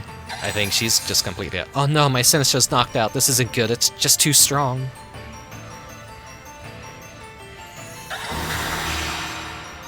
Oh fuck. Yeah, it's gonna be this kind of battle. It put up another barrier of such strength. Did it use a terrestrial energy it absorbed to do so? You need to get in there and battle, Kiki. Rickubus is doing all the work. It's no good. I'm useless.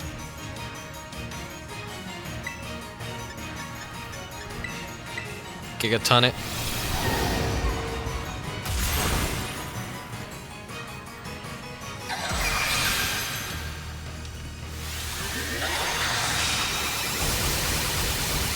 This is how legendary battles need to fucking be.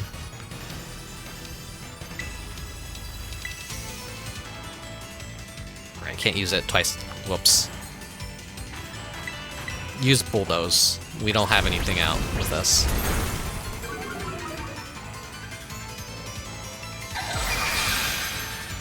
Uh-oh.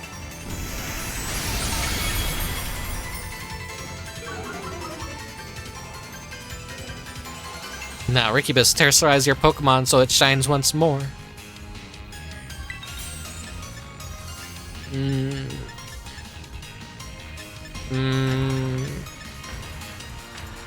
I don't know. I don't know.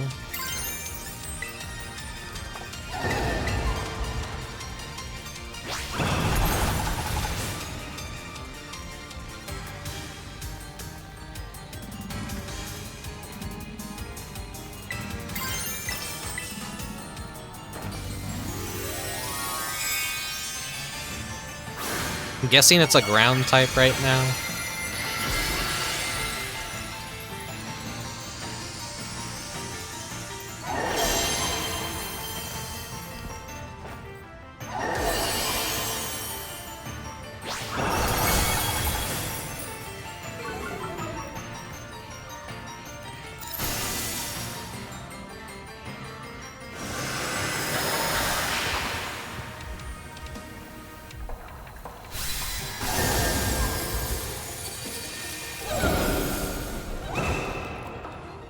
It absorbed the terrestrial energy yet again. Sure, you can't keep doing that over and over, though. Kiki, Rickubus is in trouble. You need to help him. Help him. But I can't help anyone. Let's do it together.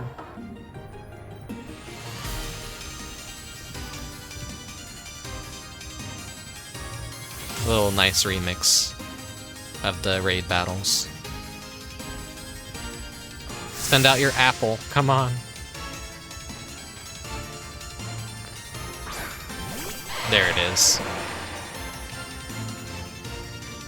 It's so cool that, like, it alluded to that, and there was, like, a space in the Pokedex that implied from data mining that there was going to be another evolution on top of that. And people are like, oh, well, it is a Hydra apple, but, like, they didn't even bother showing that in the previous form. So it had to have an evolution. Okay, I'll help out too. Honestly, better late than never, I guess. The two of you need to clean this whole mess up.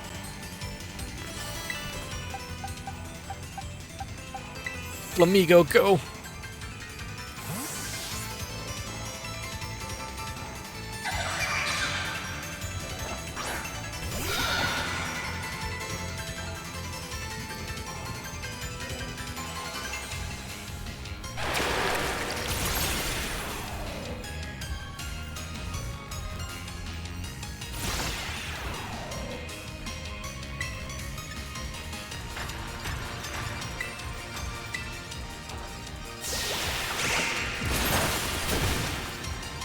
Not very effective. Shit. The choice band on Flamigo too. So we're just gonna... Ah, poor Flamigo. Flamigo is getting pumped. Do it again.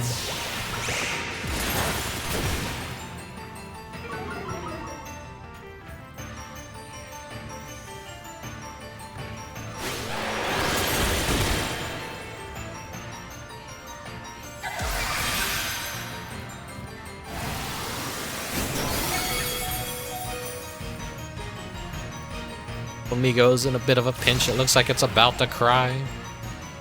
Oh, my beautiful baby bird, come back. I'm not gonna let you die.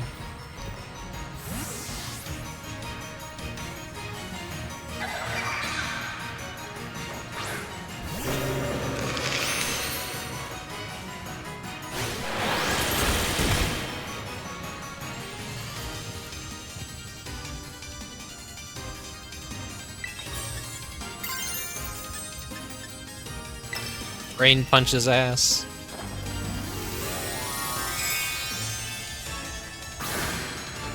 My Annihilate is like pretty good for raids.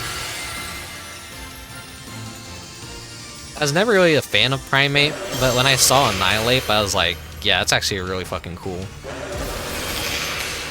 I was like really happy that he actually got an evolution. Like he really needed it, and the fact that it's a ghost type too, and he is like just so angry he died, is just funny. And he's got like that Akuma-like element to him.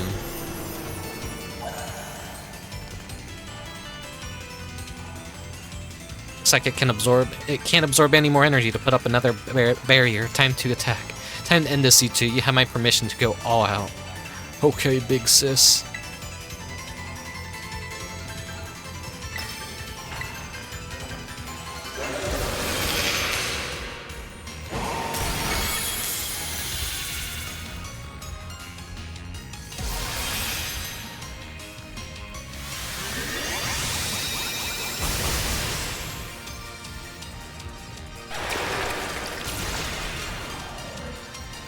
Kieran gets the last strike.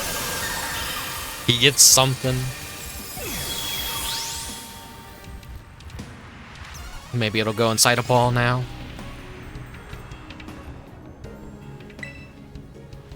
I know I can count on you, Rickubus. You got this.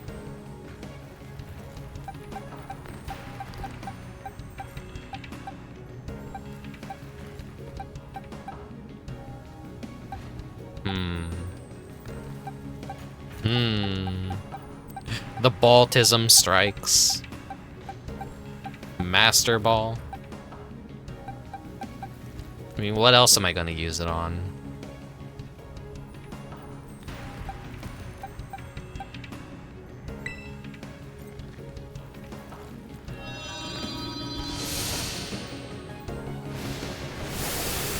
It's the final boss. I have to use a Master Ball on it. That's the rule.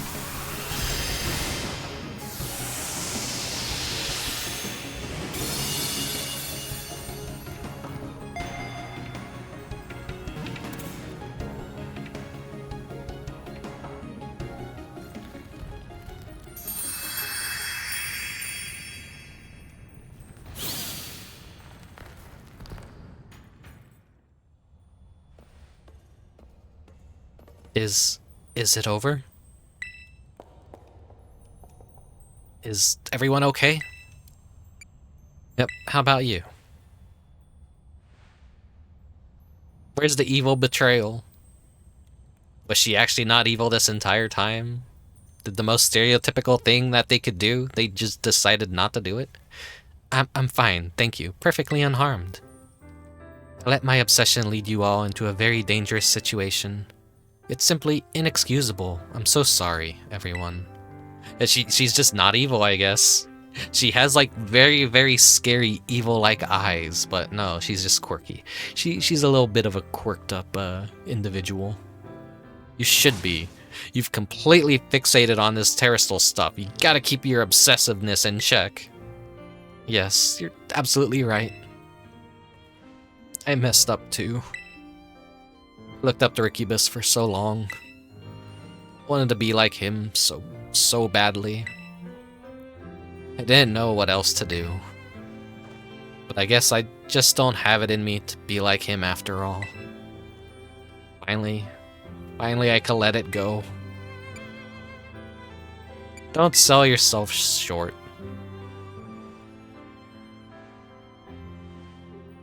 But I just...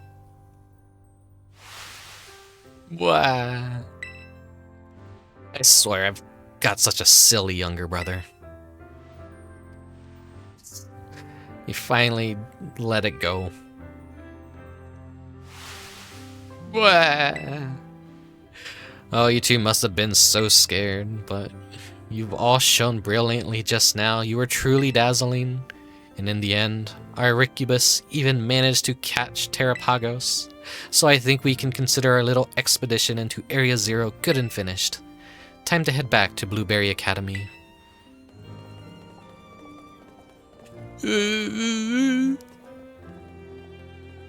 Happy ending. That's something they've been doing with rivals now. Is like it's kind of like not everyone could be the main character, and they have like learning curves to them.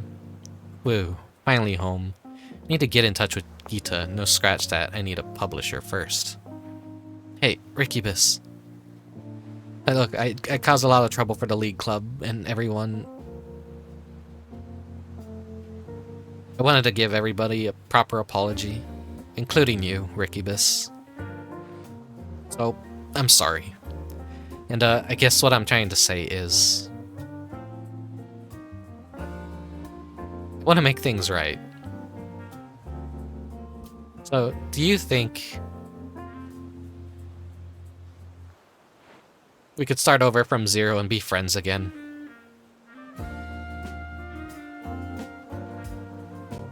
Hey! I'm gonna leave you two behind if you don't hurry up.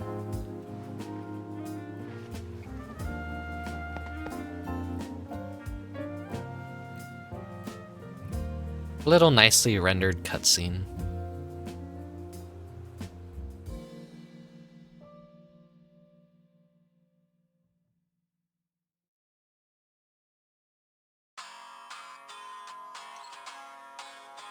Uh-oh.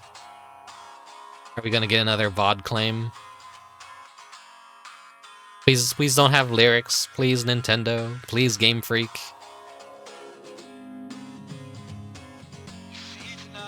Ah, there we go. Okay, I've muted that shit. I'm sorry. Fucking... I don't want shit to get, like, claim... it's probably already gonna recognize it in the system. Fuck it. Whatever. Game Freak. It's not like I make any money from YouTube anyways. The weirdest decision ever. To, like, put lyrics in end music, you know? Because if I mute it on my end, I don't get to hear it. It's like, fuck, whatever. As long as I keep maybe talking over it, it won't claim it, but... it's definitely gonna claim it, but... These credits are cute. I like all the little graphics that they have.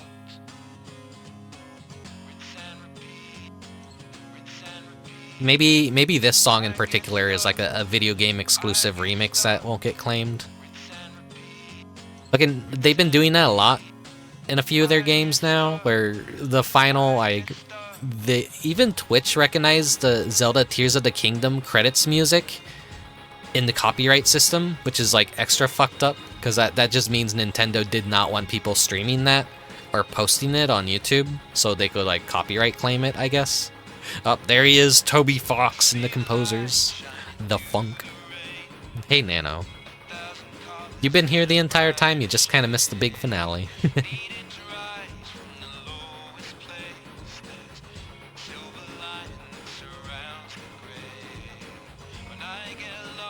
Yeah, it's me, Toby Fox. Oh, wow, you're Toby Fox, haha.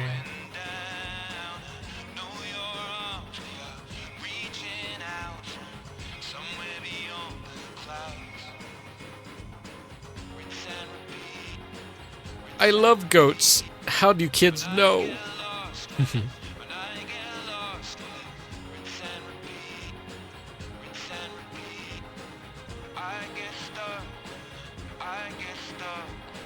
There's like this weird mentality, I guess, that Nintendo and Game Freak are having, where it's like a lot of the people that play our games are kind of adults now, so we should grow up alongside them and put some more mature stuff and like maybe just like traditional ending music doesn't feel good enough for them anymore, that they want to start putting lyrical versions of songs in the final credit songs, and that seems maybe like a more mature cinematic thing to do.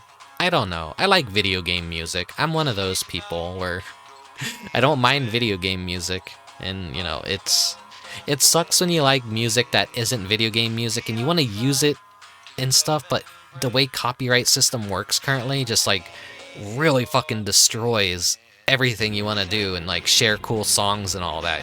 You have to like literally give 0 fucks. Good game. Thank you. GG.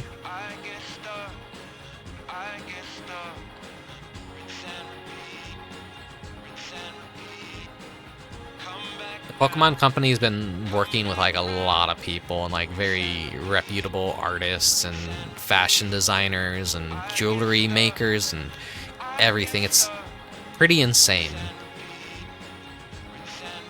Oh, Celestial remix by Toby Fox. Okay, so this is a Toby Fox remake, then if it's him that remixed this, then it's maybe not going to be recognized.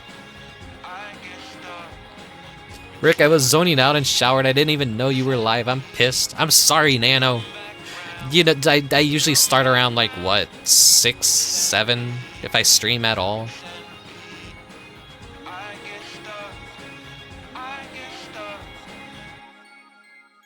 I don't have a set schedule or time really, but it typically generally is around 6 or 7 p.m. I don't like really streaming on Mondays or Fridays or weekends.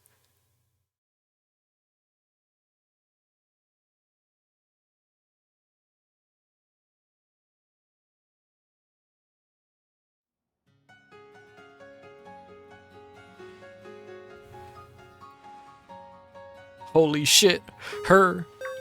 The VOD will always exist, and I will have it uploaded to YouTube. I still need to, I need to publish part 2. It takes extra time because I like to go through and timestamp each part of the VOD for, like, whatever relevant, like, section of the plot it is, or whether or not I'm just, like, what the activity I'm currently doing is. So, yeah, I'm a little bit behind on YouTube, but I do my best to stay up to date. This is an announcement for the following student. Rickubus from Naranja Academy. Miss Breyer would like to see you in classroom 1-4. She has some important news to share with you regarding the terrestrial phenomenon.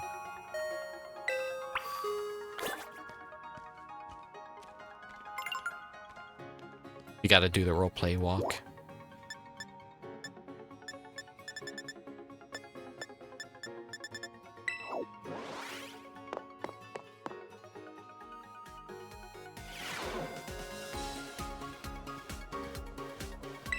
You weren't evil this entire time. You just had a super hyper fixation. Hey Rickubus, glad to see you. You feeling rested and recovered after a big adventure down in the Underdepths? Yeah. It was like a sizable chunk of content than I was expecting. I was just like expecting us to go to Area 0 and then like there's the turtle right there, but no, they kind of gave us a whole micro dungeon and everything. Hey, youth really is an enviable thing. I'm still feeling all wrung out, despite having been back for a while now. But on to why I called you here. Since our return, I've been writing up everything we discovered on our expedition. Honestly, I've hardly slept. That's all I pretty much did today was sleep. Just put up a stream, watched it, fell asleep to it. Listened to the rain outside as well. It's like a nice cold day, so being under some warm blankets and listening to a stream is the best way to relax and pass out. I obtained Gita's permission to turn it all into a book, but don't worry, I've made sure to skip a few details and omit names of those involved. So, Viola, a proof of copy of the book, freshly delivered from my publisher, just for you. proof copy of exploration notes covering the Area Zero underdefts. It's filled with long paragraphs describing what happened, along with Briar's thoughts. I behaved recklessly in the underdefts. I don't know what we would have done if it weren't for you. You truly deserve a copy of this book. I just hope it's sufficient as an apology. I mean, you didn't do anything. It's Kieran that kind of, like, couldn't keep it controlled, even with a Master Ball. Ah, but there was something else I needed to check with you. Would you mind showing me your Terra Orb, Rickubus? I thought as much. It's behaving just like Kieran's and Carmine's orbs. It might be because your orbs were directly exposed to the energy from Terapagos. Kieran and Carmine say that ever since the Underdefts, they've been able to terrestrialize their Pokemon without charging their Terra Orbs. Actually, there's one more piece of news I should share with you related to those deepest depths. You know the terrarium core that hangs from the ceiling of the terrarium? Well, until now, I've been keeping it topped up with a mixture of Paldean soil and water from the crystal pools in Kitakami. That's how we've been able to stabilize the terrestrial phenomenon in our academy grounds. But the other day I tried adding crystals I had collected from the Underdefts to that mix, and it caused the properties of the core to change. The result? Pokemon shining in rainbow colors have started appearing all over the terrarium. They have the Stellar Terra type. Thanks to this, my research into the terrestrial phenomenon is shining brighter than ever. Stellar Terra type terrestrializations grant a boost to moves, but only once per move, and after you use a move, no other moves of that same type will get the boost. In Terra Raid battles, all moves will be boosted without limit. Oh, and there was one last thing. A man in a blue suit was looking for you over by the entrance to the academy. That's all I have to report for now. Thanks for setting aside some time to chat. I'm off to pay a visit to my publisher, so I'll leave you to it. Next time we meet, I'll ask you for a good long look at Terapagos. Till then.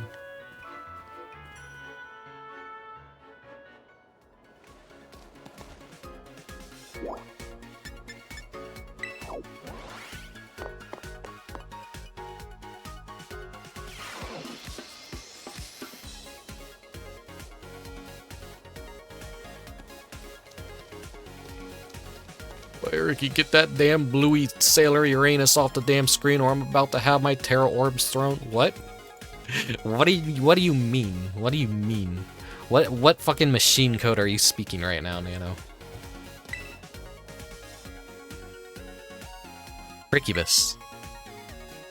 You have my thanks for all you have done to help the League Club and to help Kieran. Once you became champion, Kieran withdrew himself entirely from our ranking system. Though I consider this somewhat sad, it is not as if he and I can no longer meet. More than anything, I am glad he seems to be acting like his former self once more.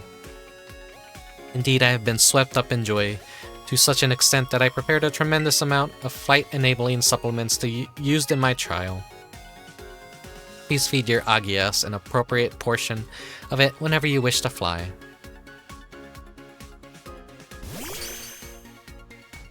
Nah, I could just fucking go anywhere I want.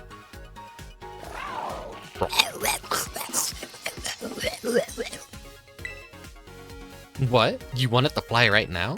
Please slow down. The supplement was never meant to be eaten in such large...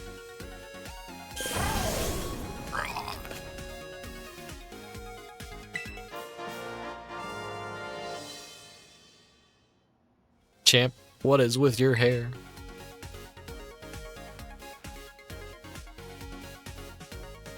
It would seem your Agias has powered up somehow.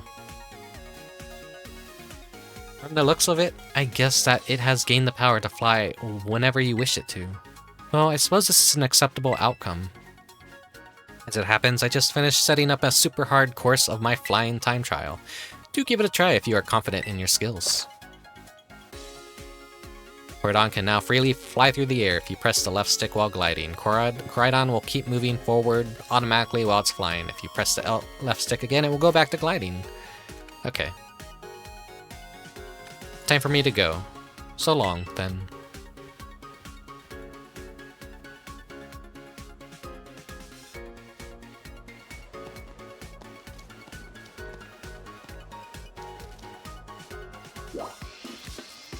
Hello, Bee Architect. Welcome, welcome.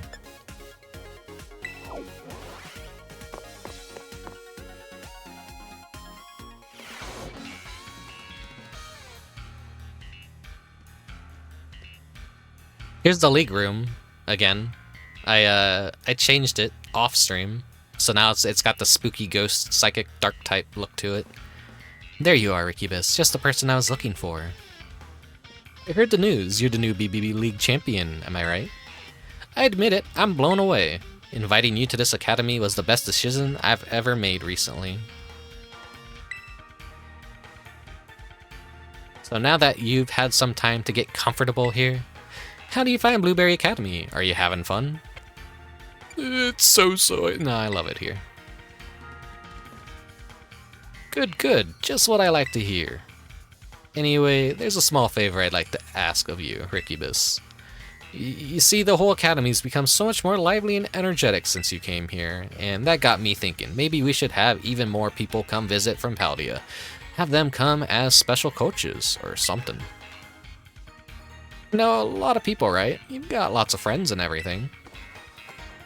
I mean, like, teachers from your school, gym leaders, that sort of thing? Oh, and any strong friends of yours are also welcome here. Leave it to me. Nimona will just fucking have a fucking field day here. Spoken like a true champion. I knew you were the right person to ask.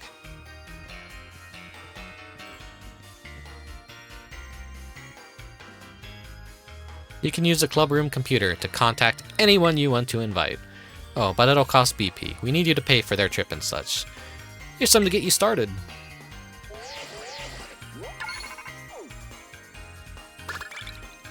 $200 BP. I think I'll arrange for the special coaches to stay in this club room when they're not teaching.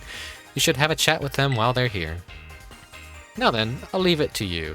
Enjoy.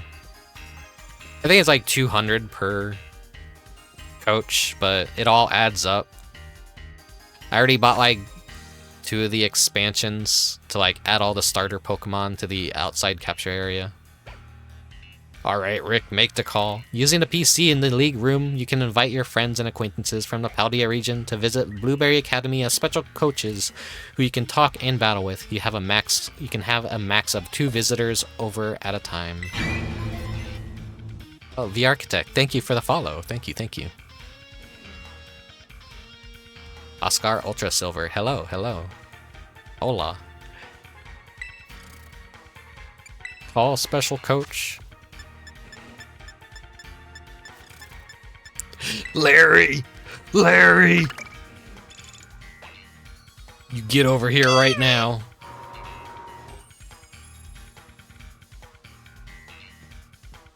Hello. I'm here on behalf of Paldea Region's Pokemon League. It's a pleasure to be doing business with you.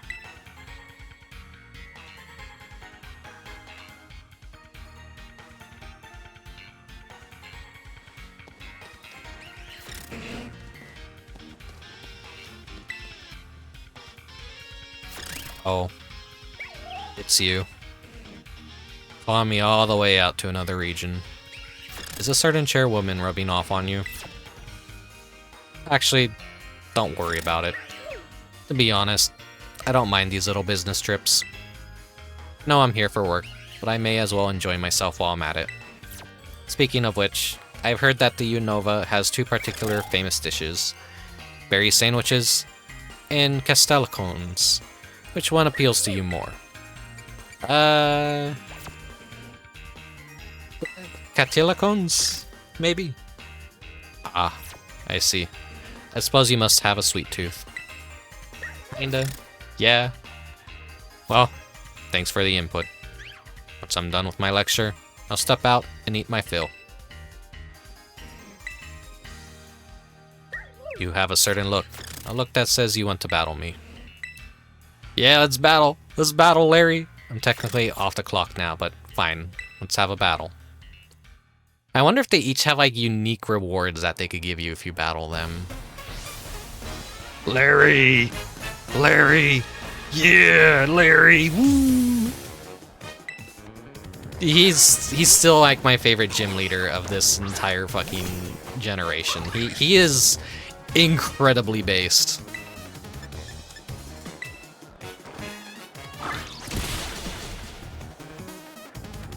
Larry's like fucking fantastic. I always keep saying it, but I like Pokemon gym leaders and they're just normal ass people.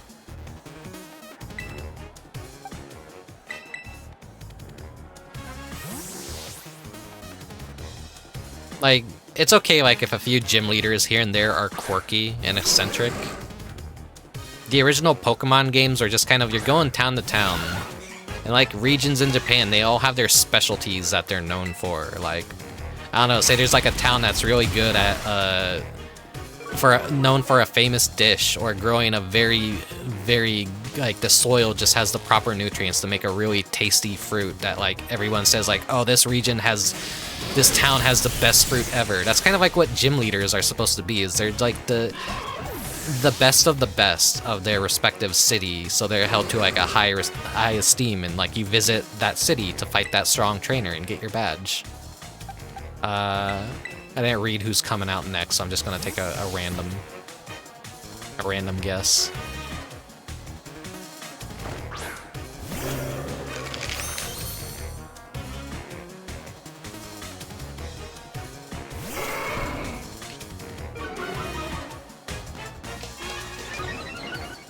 Oh, wrong move, Tauros.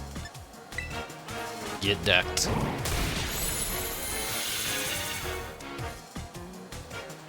He is also a normal type gym leader, and he's actually the flying type as well.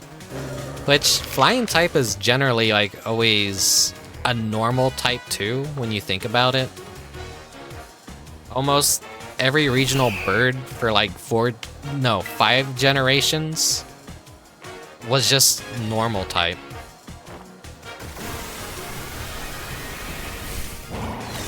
Pidgey, Hoot, Swellow, Staravia, and P-Dove, all flying normal types.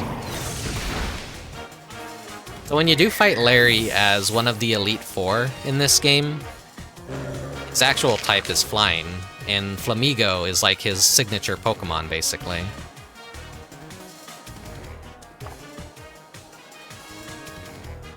That's why he's also extra based. And I think that's like also what helps Flamigo out, because everyone says that's just a plain ass Flamingo. And here you have Larry, he's just like a plain ass man. So him and Flamigo are just like such normal looking things that makes them stand out more in modern Pokemon, where everyone is kind of like super eccentric in like clown suit at this point. Gym leaders are like more goofier now than ever, and so that's why I appreciate Larry now. I see this battle through to the end, unless it means I have to work overtime. Yeah, he just really is the greatest design of this generation. But yeah, I remember he had a Staravia, so use that against him. And there's nothing wrong with plain and simple. Let's keep things normal. Wrong move, Larry. Wrong move. You just set yourself up. Like, I just used the ultimate counter on you.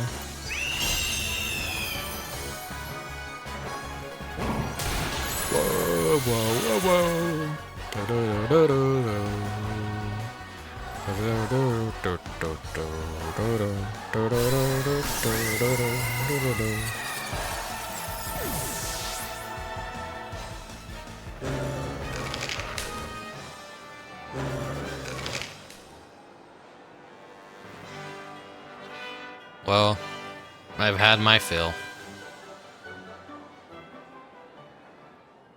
I didn't actually send my amulet coin out into that battle too. That's a pretty nice chunk of money that they give you. Impressive skills. You keep getting stronger, don't you? I imagine you worked up a sweat. Here, take these. 3 shakers of salty herba mystica. It's important to replenish your minerals. Oh, is this how we... The boss contacted me the other day. She said you'd given my name when I asked about your favorite gym leader. I really don't understand your choice. Why would you pick an average Joe like me? 'Cause you're fucking amazing, you're Larry. Unironically the best. Maybe you're overworked and it's affecting your judgment? I don't know. I know a good park where you could go to unwind, if that's the case. I mean, yeah, you have a family, you're a working man, you're reliable, got a great design, great fashion sense. I wish I had my shit together like you do, Larry. I'm a mess. Look at me in my little fucking clown suit. My unwashed festival garment that's like all shiny because I have the fucking fashion sense of a 10-year-old child. I admit, I think I did a good job coming up with Medali's gym test. Having the challengers battle each other is a great way to whittle down their numbers. It's decided when the Gen 5 remakes come out, you'll be a part of my VTuber tourney invitational. Rick, your intuitions and predictions are astonishing. No, that's just dumb luck. I did not, like, fucking anticipate that. I'm not good at competitive Pokemon. Shame, I love the anthem kick into the music when the special effects start shaking off. Yeah. Pokemon is just, like, too easy. You don't get to enjoy that long enough.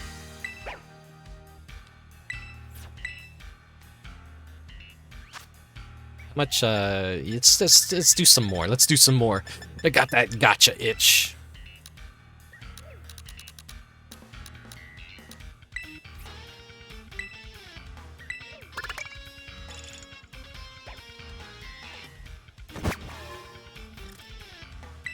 Give me the golds, give me the golds. It literally is a gacha.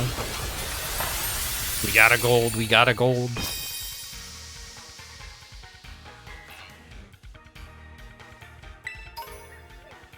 Masterpiece teacup. Oh, nice, nice, nice.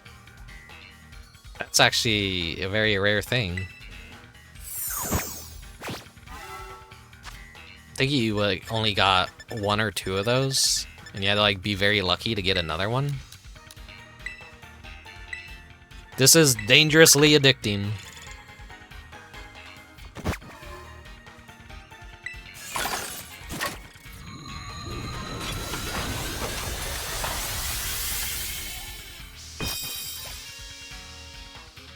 Nothing. Not a good roll.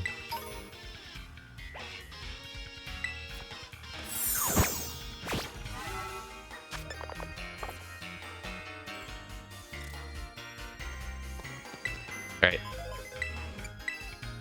Call another coach.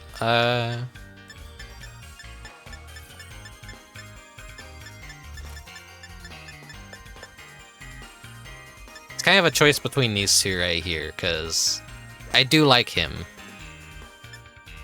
She's also extremely cute. As the bug-type gym leader, she has like a very nice down-to-earth design, and I love the fact that she has a little bug feelers on her beret. She's incredibly adorable, and she's a pastry chef. He's like he's my brother in arms in terms of like he lives for his art. He's just like he's always looking to make that next piece, and like I don't know, just you know, artism basically. Bring the whole bakery with her. Okay, we'll go with Katy.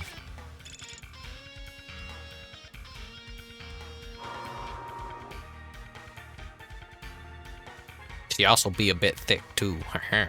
My name is Katy. I'm the owner of the patisserie Soapberry in the Paldea region. Oh, that's right. I was called here as a gym leader, not a patissier. Hopefully I pronounced that right. I don't think I pronounced that right. Holy fuck, she's huge! Reminds me of like the fucking memes of like the fucking when a not safe for work artist gets a hold of a Pokemon character, they like suddenly gain 300 pounds and fucking Z-size cups and have an ass that just won't quit. That pan up was a jump scare. Like I don't think I've ever seen not safe for work art of Katy, which is strange. I didn't think I'd run into you in a faraway place like this. Small world, huh? But you don't seem very surprised to see me here. Oh wait, don't tell me. You're the one who called me here, aren't you? Hehehe, now's our chance encounter to suddenly seems to make sense. Well then, I ought to slip into a coach mode if I was called here as such. I think it's time we taught this academy how lovely bug Pokemon are. Oh my, could this be an invitation to battle? Yes. Can't wait to get a taste of your tactics. I bet you've really emerged from your cocoon since last time. She was the very first gym leader that I think most people do. She was the first gym leader I think I did. Pokemon fans don't have adult woman fetish like that one Evangelion post. Oh, yeah, you're right, you're right.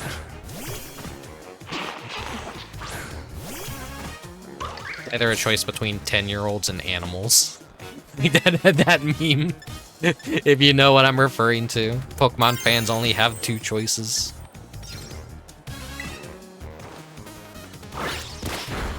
Potassia. Potassia. Potassia.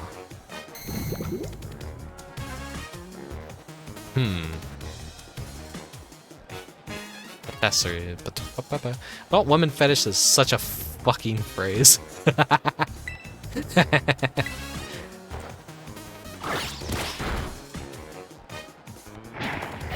You know what? Let me see if I can fucking find it. Tough choice for Pokemon fans meme. Yeah, here it is. Here it is. From iFunny Brazil. Thank you, iFunny Brazil. You got my back.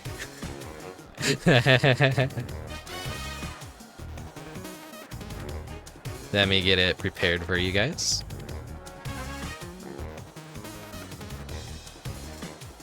This is the meme I'm referring to, and it's so completely correct when it comes to people's taste in Pokemon.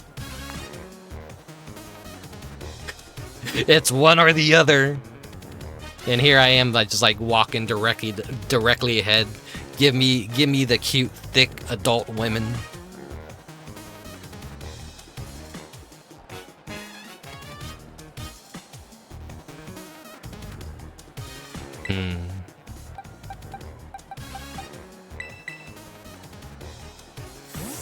It is the bug, so Flamigo, you're just gonna like Brave Bird yourself to death. Go ham. Make your choice, Western man.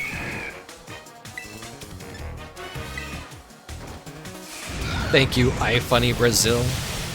Hell yeah.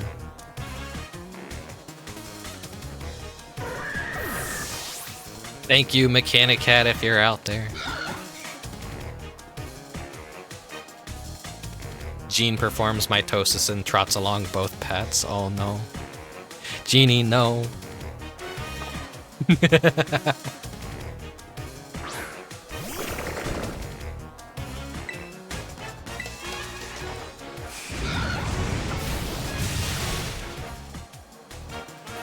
It's always like the weirdest phenomenon about like a Pokemon is like, yeah, the character ages are obviously anime ages, but like that doesn't stop not safe for work artists from doing it. But they do the legally all characters involved are portrayed as 18+.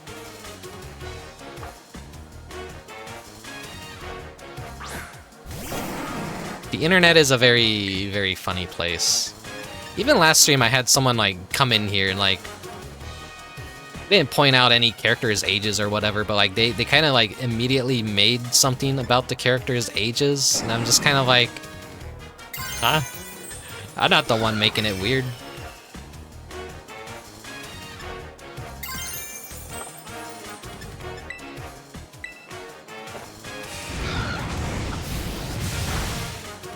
The thing is like, what? Oh, that character is hot, but I don't know what her age is. But it's like, no, they were just, both of them were just adult women. So even Nimona in this game, I think she's like 18 years plus. He's definitely like an older rival. Main character is like under 18, of course. What do you mean I've been older than Jesse and James this whole time? Fucking anime ages are like always just like... It's a weird phenomenon. When I watch anime, like when I see the characters, I usually just think of them as like they're in their 20s, because they all look like they're in their 20s. Like, it doesn't register to me that fucking a character can be that mature and look that way and be like, what, fucking 10 years old? Or 12 or like whatever. It's like, it makes no sense. Even all these background characters basically look like they're, you know... They don't look like they're kids, they look like they're young adults in college, and this is an academy, so...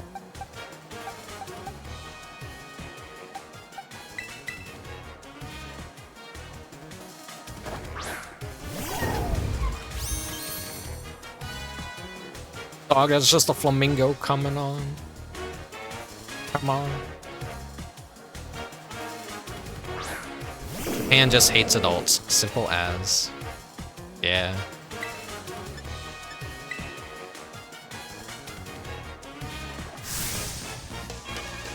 I love my flamingo. Don't shit on my flamingo. I love him. He's great. He's fantastic.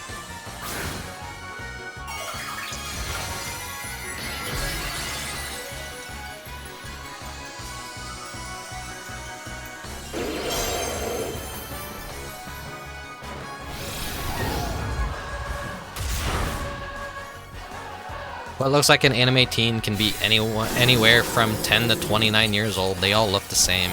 Yeah, that's the thing, and I think that's why they design them the way that they do. So we all know, Rule 34 is like a big thing. It's like, it's back alley marketing, basically. Every not safe for work artist out there on the internet, no matter what their morals are, they want to be the first person when a new Pokemon girl or twink is immediately revealed. Like, you get like hundreds of new not safe for work pieces immediately out there.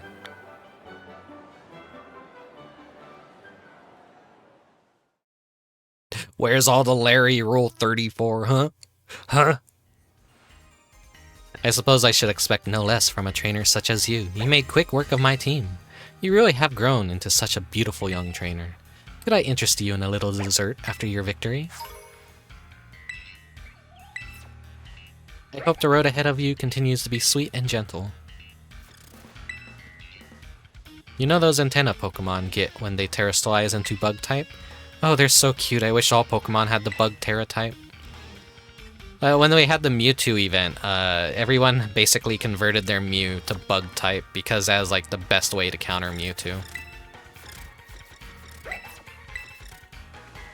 So bug type ended up being the best Terra type for the Mewtwo raid. Let me play the gacha again. I need the gacha. Come on, come on, come on, come on. Where's the Eevee fur? There we go. Wait. Accidentally prematurely did that.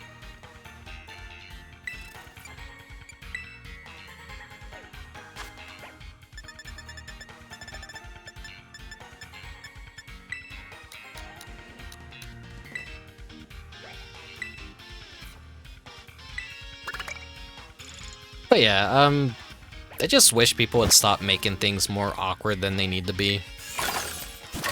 It's like when people point out like battle bikinis in games and they go, that armor makes no sense. She has no protection. It's like, yeah, it's stupid. It's fucking fantasy. We get it. Stop trying to act like you're intelligent and better than everyone else. Just fucking accept the stupidity. It's a fictional character. It doesn't fucking matter. Worry about the real shit. What? Oh, 2x item bonus has been activated. Ooh, okay.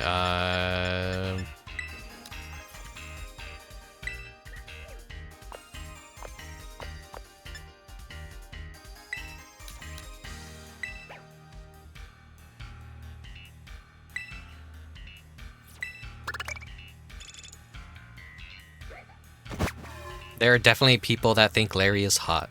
Me, He should be more sad. You can make him worse.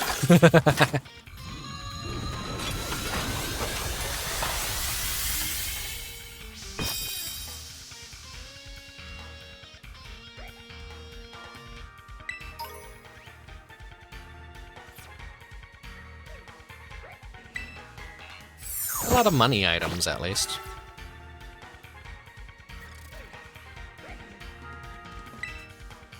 Another upgrade.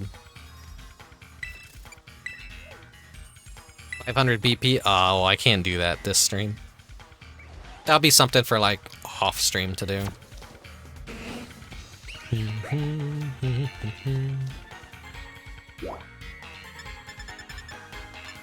pretty sure I could, like, rematch everyone.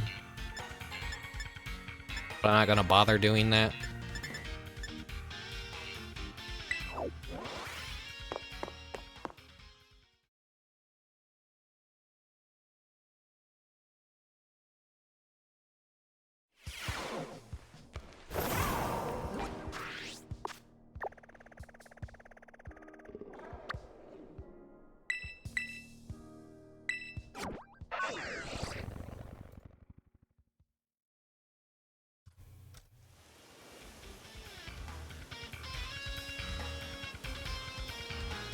Where is this Meloetta location?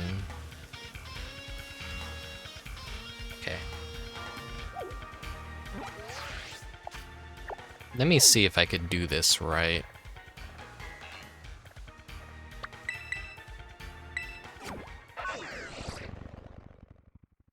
I do want to get Meloetta.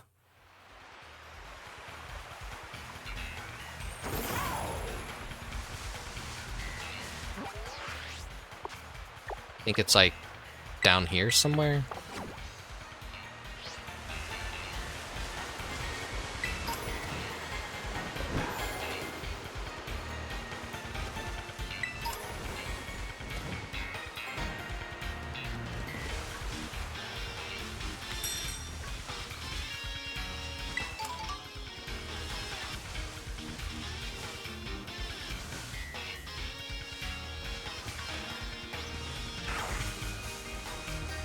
Somewhere down here. I don't think you need to like change any of the music in the room like people previously thought. I think they were just pulling a Mew under the truck kind of thing.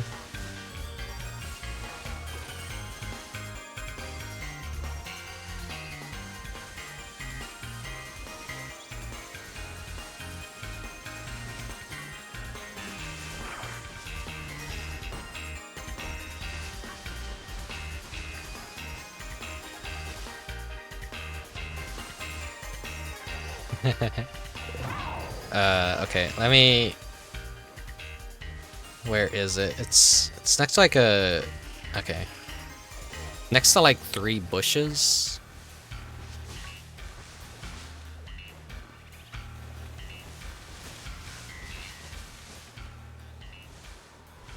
Yeah, here's the spot right here. Okay, you get away, you get away.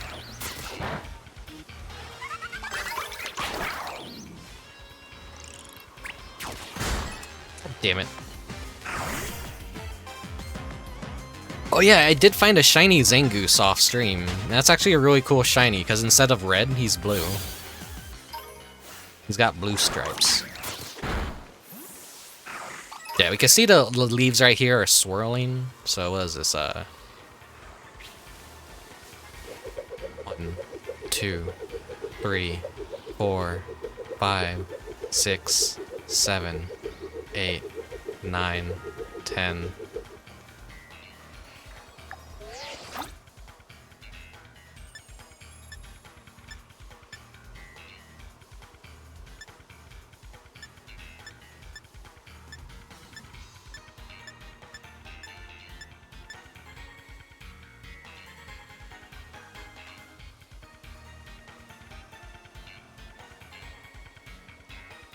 I think I did it wrong.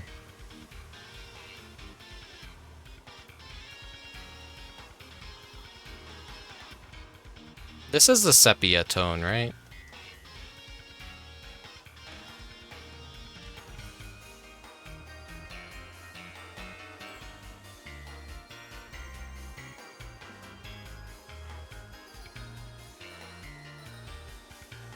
Where would it be? I think it would be... here, maybe?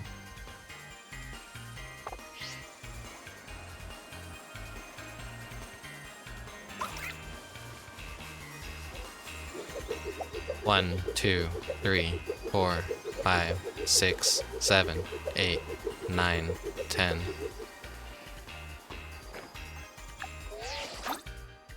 One, 2, 3, 4, 5.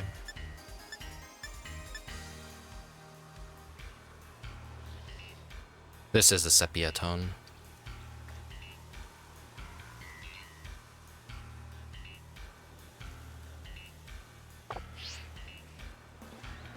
What are the specific instructions to do it? You'll need to go to fast travel to a coastal outdoor classroom, head east into a grove of trees along the cliffs, or go west to the coastal rest area. Found between the two. Okay, but give me the details. Give me the deets. You thought you saw it? Don't overfeed your Meloetta.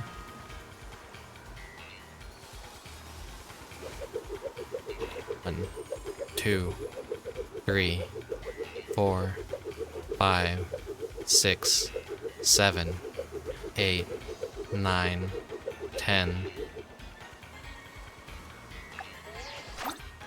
1, 2, 3, 4, 5.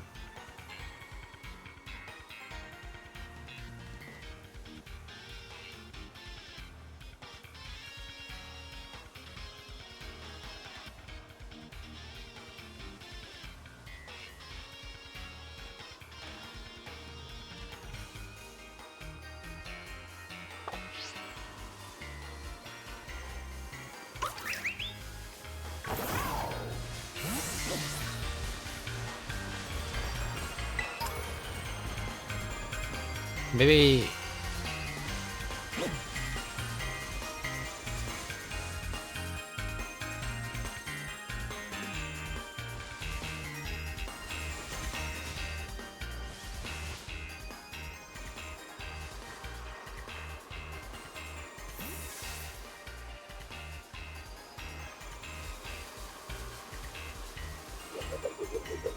One, 2, 3. Can you stop a spin without stumbling, if that matters? I'm not sure. I don't think I ever learned how to, like, not do that. And that has to, like, be more than 10 seconds.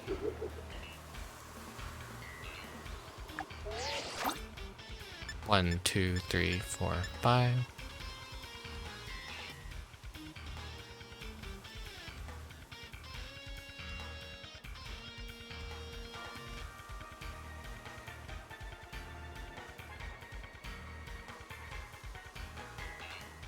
I'm clearly doing something wrong here.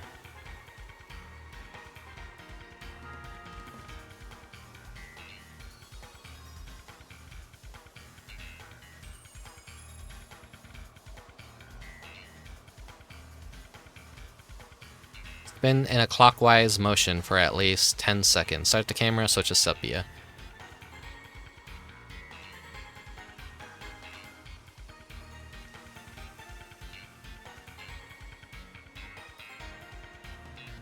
Camera has to be panned out, too.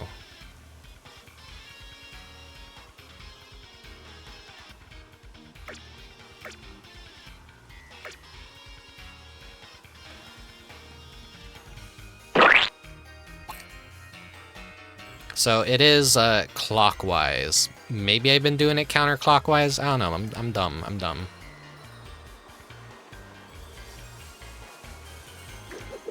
One, 2, 3, 4, 5, 6, 7, 8, 9, 10, 11, 12.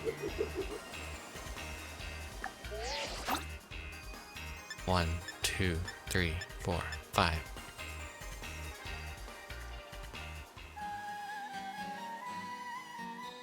There she is. I guess I was just doing it counterclockwise. Enjoy the show, boys. Hey, Pokey.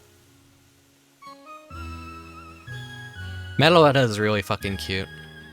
What kind of sorcery am I watching? This is a hidden little secret that they put in.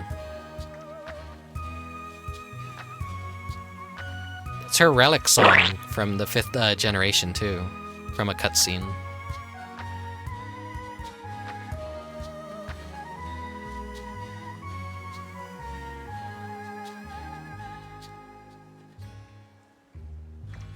I ended up getting the Pokedolls of both of her versions too. I like Meloetta. She's a very cute Pokemon. Not because of sexual pervert reasons. Just because, like, it's like a little cute idol Pokemon. She's beautiful.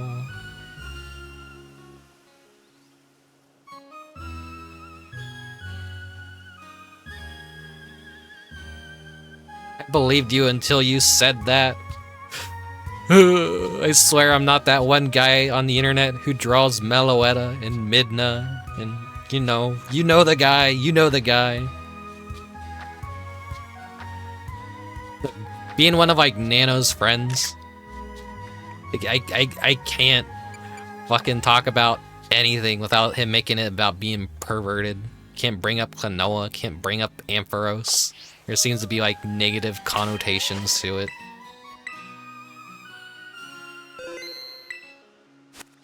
If you're a fan of Ampharos or Klonoa, you apparently have your pants around your ankles 24/7. Yeah, Klonoa's just cute. Meloetta.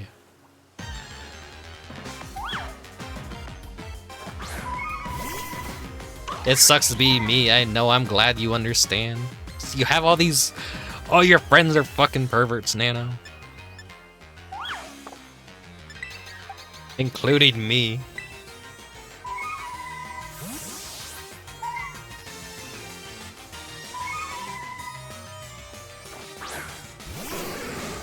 I use his Midna Helmet Helper program. Anytime I want to tell people about that dude, that's like the fucking video I show them. How insanely powerful that guy is. It's so good. The fucking video he used to demonstrate it too, like, man, all artists should strive to be as insane as he is. Insanely talented. The fucking what? Okay, Genie, get that video and send it to Nano right now. Right now. Do that right now. He has to fucking... I'd show it on my stream, but I probably should... It's probably wiser not to.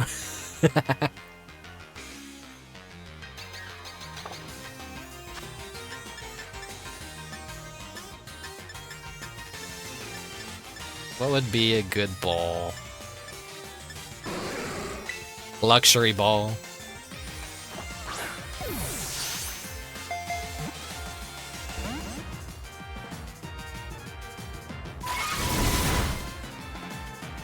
I could say the artist's name, but I think it's funnier that I don't, and that people eventually run across them in the wild, and then suddenly it'll click in their brain, and they'll realize, oh, this is the guy Rick was talking about. I think it's just funnier that way.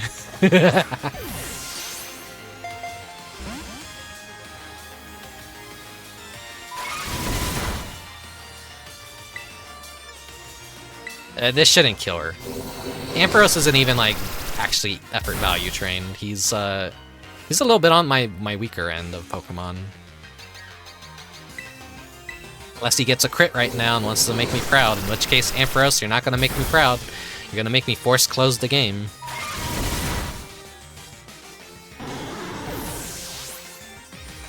Alright, well, she's paralyzed. She'll never dance again. No!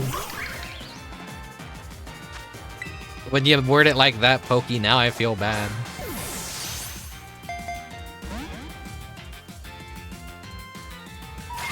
Is that the video, Genie? If it is, thank you.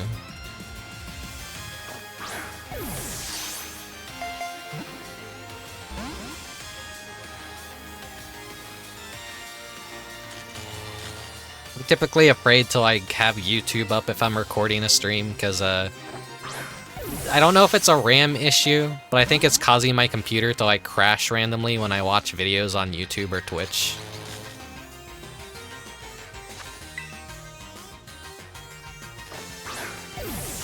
So I've like been in extra careful mode lately when streaming. Catch her in a heal ball. No. She's going in the luxury ball. She's the finest of divas. She deserves this.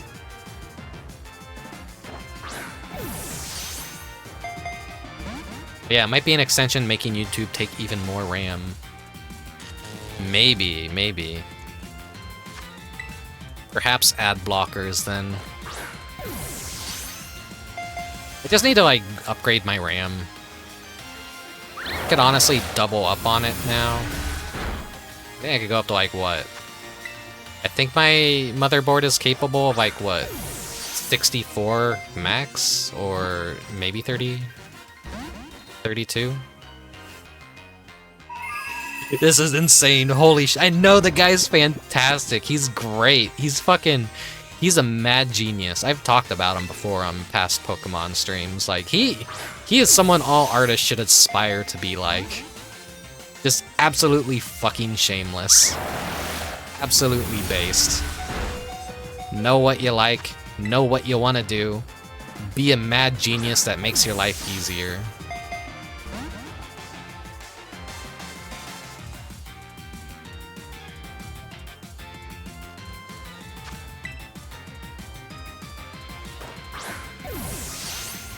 He made a video where he's also like voice synthesized Carl. And then Carl's just like talking about how Midna was designed to be a lustful creature, and Nintendo knew what the fuck they were doing. No beating around the bush about that.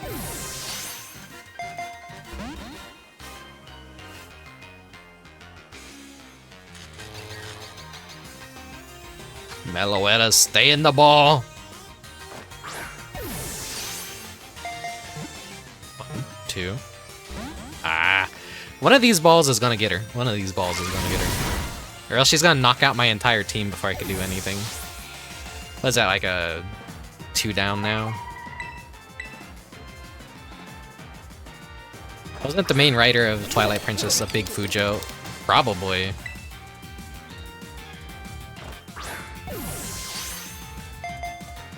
I know Final Fantasy XIV has a Fujo writer as well, who I think she did Heaven's Ward and Shadowbringers. Yeah, Miyamoto is a bit Pokey, you're banned. You're banned for even saying that. No. We're having a nice Meloetta battle. We're trying to capture Meloetta. Not be weird about it. Now we're just fucking... This Pokemon, you can't look at it the same anymore.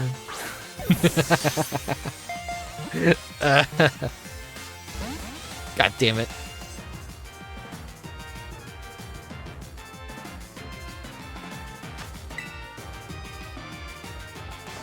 I want her in the luxury ball. She's like a event handout only Pokemon, so you're only gonna get her in like the, what is it, the Cherish ball?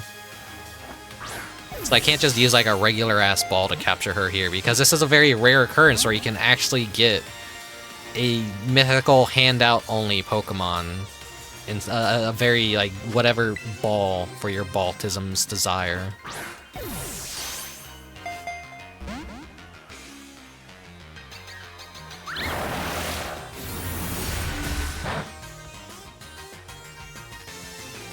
Eventually I'll get a critical.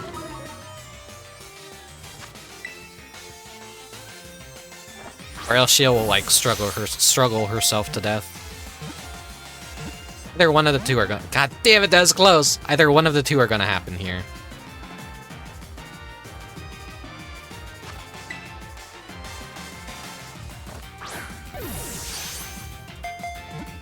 One. Ah!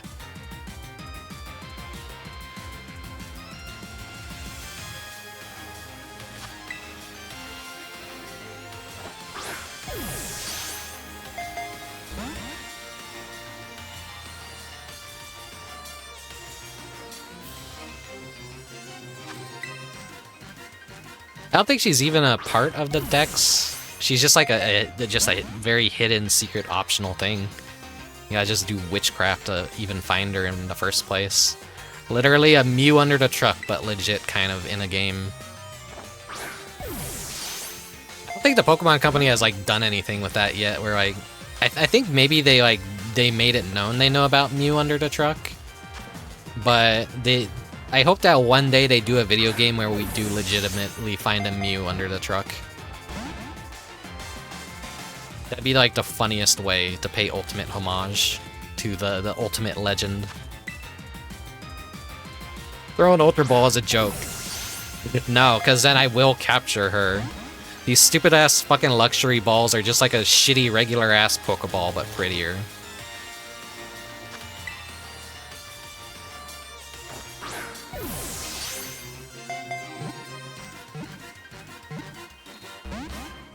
Damn it, it's so close. I don't know if like maybe like mythicals are and legendaries are immune to critical captures. Throw a love ball. That charm was worthless, Drayton.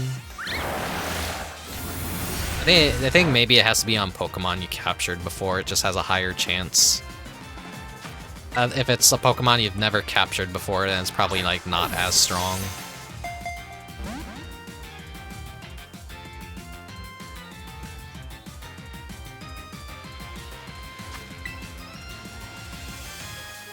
Stay in a fucking Pokeball! I've like dumped thousands of dollars. Thousands of dollars on these Pokeballs and she won't stay inside them.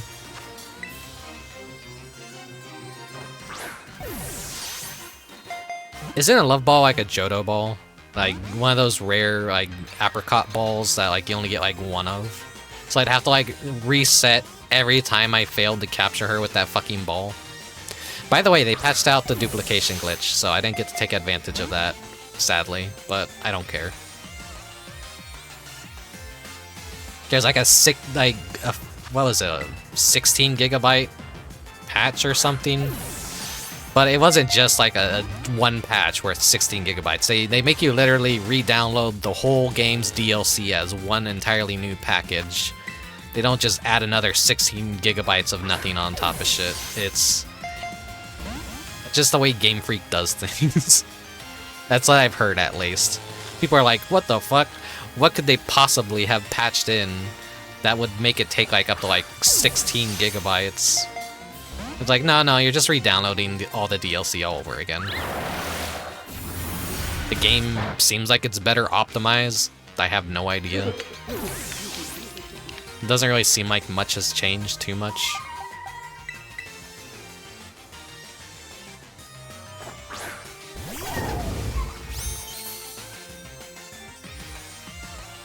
She's not going in a Love Ball. I'm not that kind of pervert.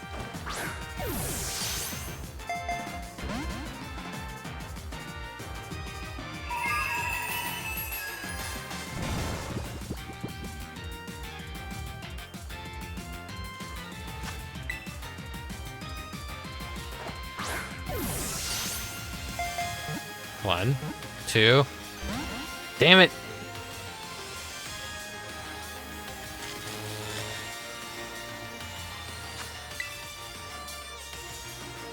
Come on.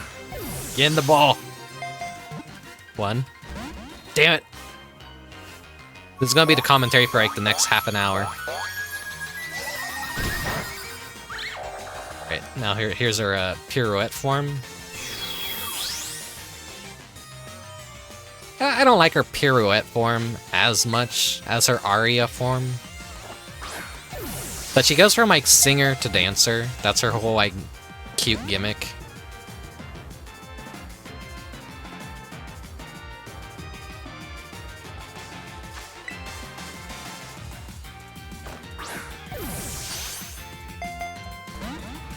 She was like important in the anime for a while, and they even gave her her own ending too. Except to like one of those Japanese idol groups that were like very popular at the time. But you know, the ones with like 500 different members or whatever. that cycle through women like they're recyclables.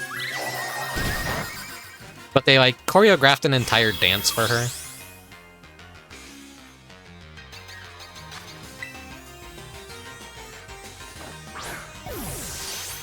I hear Terapagos in the current anime actually like has some importance within it. Like he's actually a main component. They usually do that with like kind of like the third legendaries or mythicals anyways. I think they did it with the cells for what's the snake Pokemon from Generation 6? We never got Pokemon Z, but the anime basically like made that Pokemon more important than it actually was. Holy shit, that's a big hammer. Oh, fucking finally! Finally! Thank you, Tinkaton.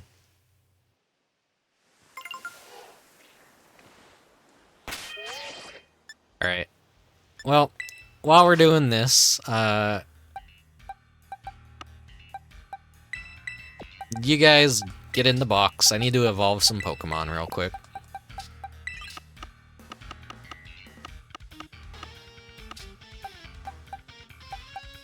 Archaludon, you get out here. Where is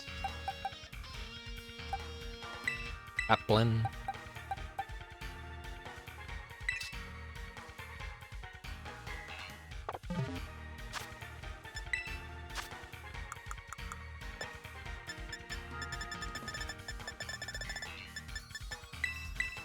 Alright, you turn into a bridge.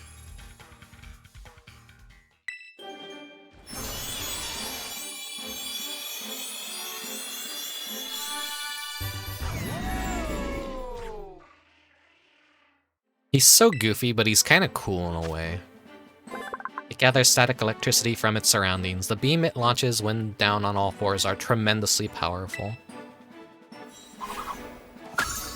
Just an architecture dragon. Gets his own signature move too. Oh, so it's like a hyper beam, but it actually boosts. It doesn't waste the first turn. It still gives you a boost. That's pretty cool. Fuck hyper beam. Haha, no, don't make me a bridge. Haha. Yeah, he's just a fucking bridge.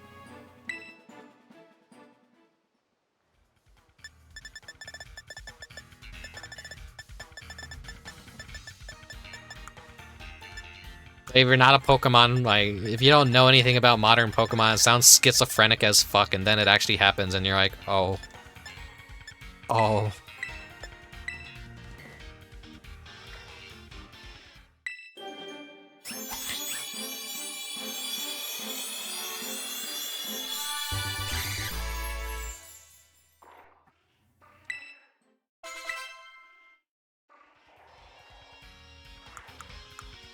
Then Dragon Shear, I believe, is how you evolve this fella. Wait. I have to level him up too, I think.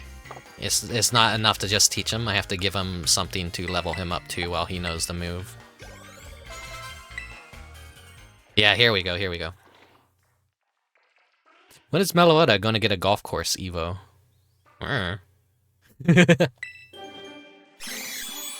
Fucking Sergeant Frog. I can't believe that's a fucking episode that exists. They all shrink and then they play golf on a giant person's body. They turn an entire person's body into a golf course and play golf on it. Fucking degenerate animes. Congratulations, your Diplin evolved into Hydrapple. The Hydrapple is really cute. 7 serpents live inside an apple made of syrup. The serpent in the center is the commander.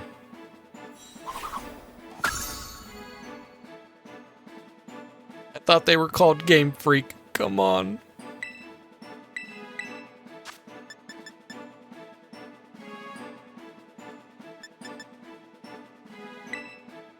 Get rid of withdrawal.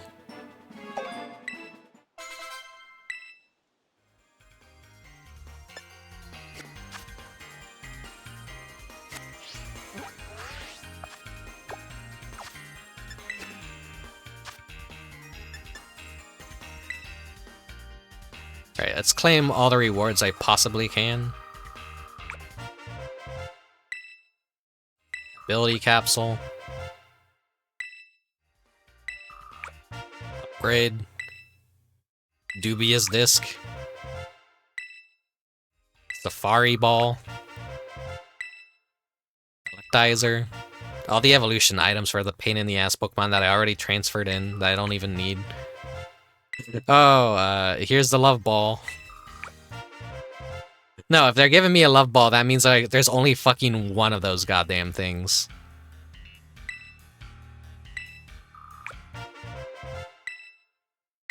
Dragon Scale. Moon Ball. Metal Alloy. Dream Ball. Gold Bottle Cap. Beast Ball. Beast Ball would have been a really cool ball to actually capture the legendary with.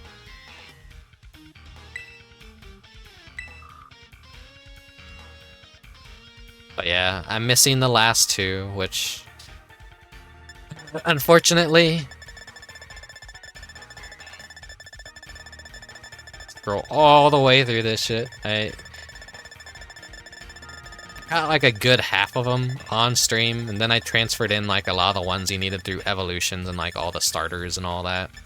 So it's Iron Crown and Iron Boulder that I'm missing. You got Iron Leaves. It's like the metal versions of the Musketeer trio from Generation 5. If you have Scarlet, you get these two. And so you have to like get the data through like trading with a friend, or you have to double down and buy the other fucking DLC for the other game, which I do not want to do that. I don't want to fucking do that. One is enough. That's one thing I hate about fucking the Sword and Shield is they built the legendaries around doing that. If you wanted one of the new Reggie Pokemon legendaries, you had to like you can only have a choice between one per game, per save file. So you would either select the electric or the dragon version, and it's like shit, well now you're locked out of the other choice. And then it was the same with the Kubfu as well. So, next time I do play the game, hopefully I'll have everything completed. And we'll be able to get the certificate to show that, yes, I have 100%ed Pokemon Scarlet.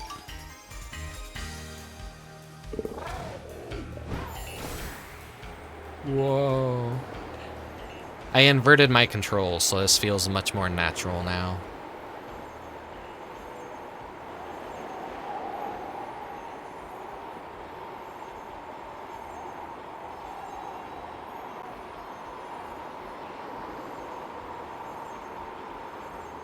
So the whole open world element has just been completely trivialized. Yeah, when you beat the DLC, you just basically unlock this, so now Pokemon could just fly like this. Like, legit flight. No stamina meter bullshit. You could just go anywhere now.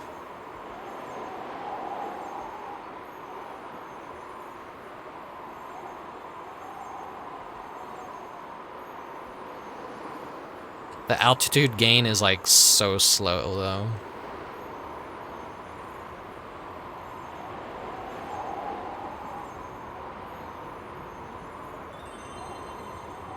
God, I wanna drink the funky liquid.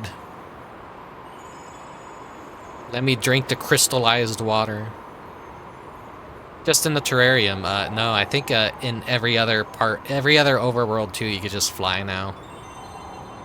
This is just like an unlocked skill for Koraidon.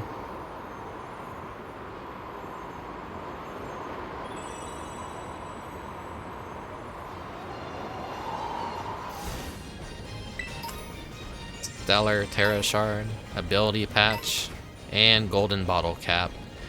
3 very, very, very rare items just up here. If you're curious enough whether or not you can actually just stand up here or not.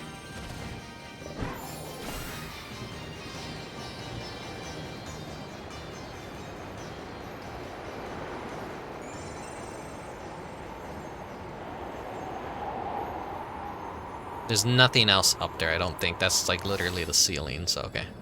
Let's go down. Woo!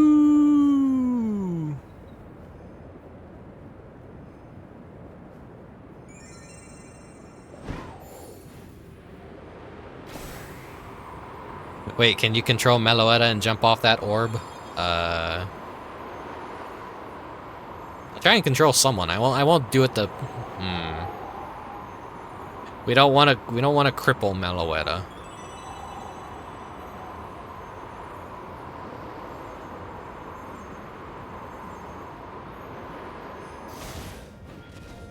I do have a feeling like that's gonna crash the game if I try and do it.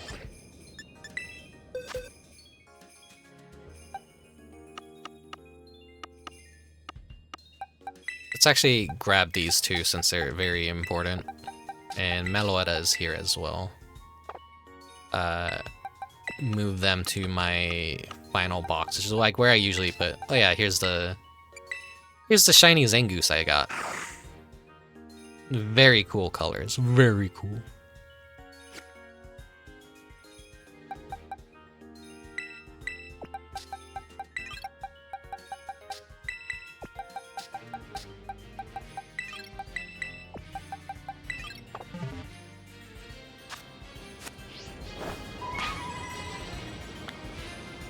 You can't use the synchro machine. Ah, no, they thought about it. They thought about it. Can't have a picnic either, probably.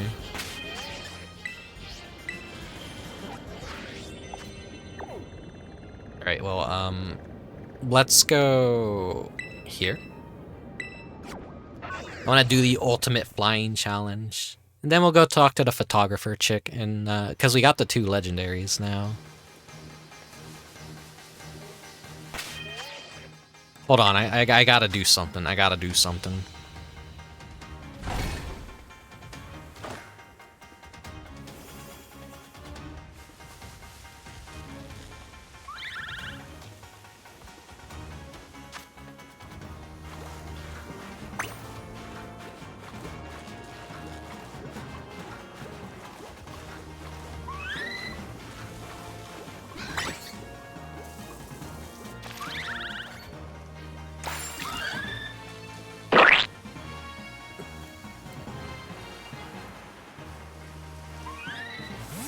Alright.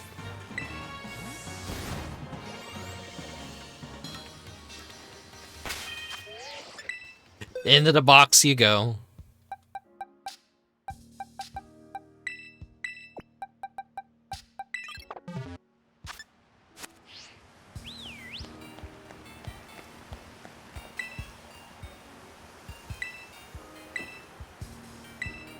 The super hard course. Let's see how super hard it really is.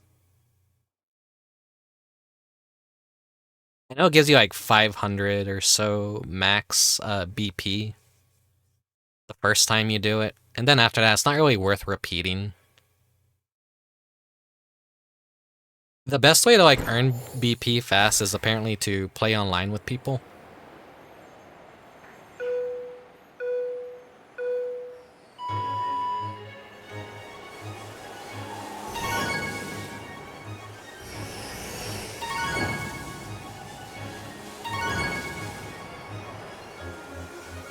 Oh, you can see like all the fucking glitching happening in the world where it's like it's struggling to render everything going on.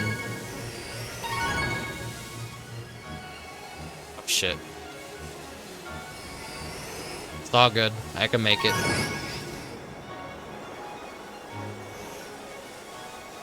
The steering is kind of a little bit funky. Because you don't control your speed or anything, as far as I know. You're just kind of a Koraidon automatically goes forward. So you're just kind of at the mercy of that. You don't want to miss too many, because I think you could just fail easy if you miss just a couple. I'm gonna try and be as accurate as possible.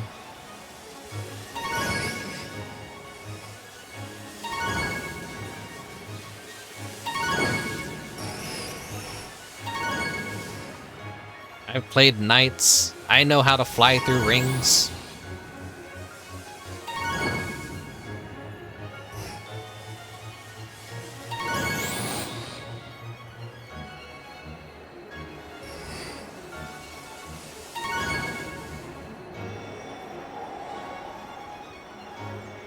That's someplace I've never been before.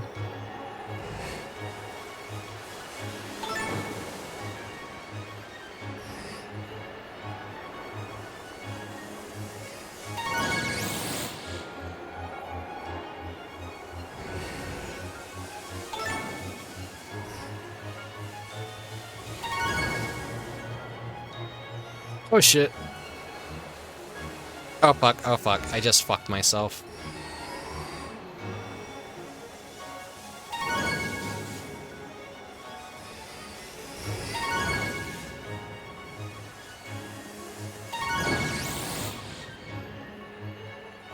Da da da da da da da da da da da da da.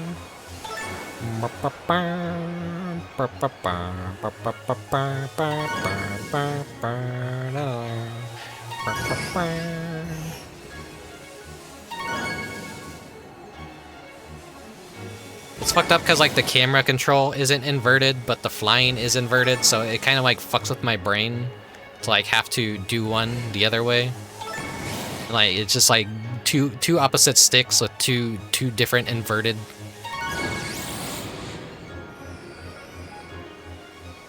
Or maybe that's just like normal to do, I don't know. Shit, missed it. I'm cutting it pretty fucking close here though. God, this is a very long course. You can see why you don't want to miss any. Oh fuck. Oh fuck. Oh shit, that's mean. That's mean. Okay, we gotta give up. We gotta give up.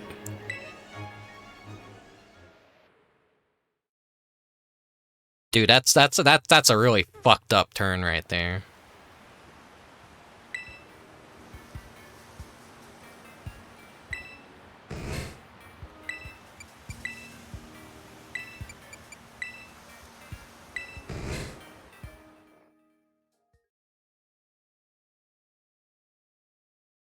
I think that's like the final stretch. That looks like it has to be the final stretch.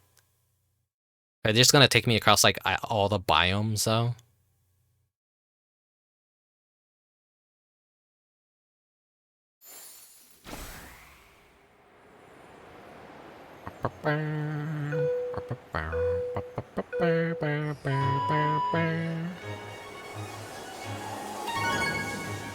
Let's try not to miss any this time. Immediately misses one. Do you really struggle with like depth perception though? I imagine this is like actually really hard.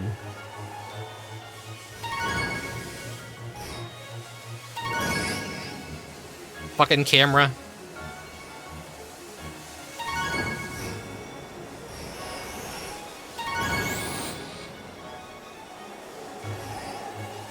Well.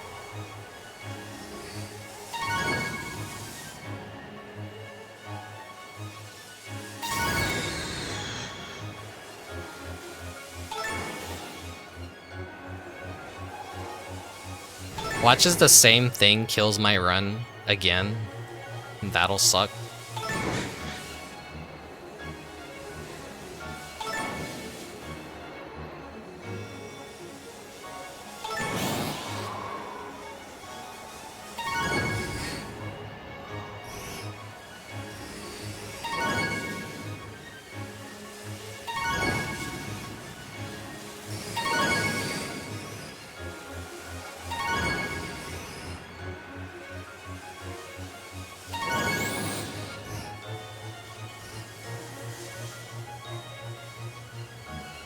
I have to eat the loss on that one.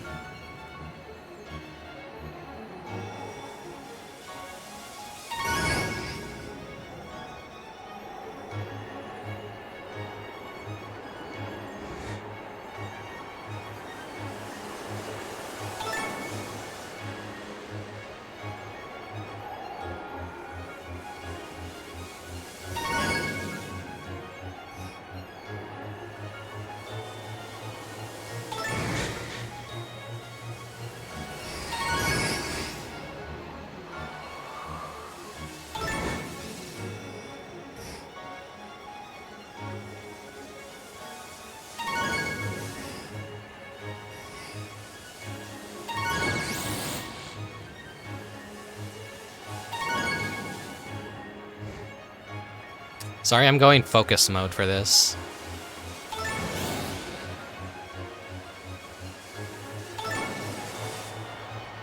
I just want that 500 BP. It's probably not worth it.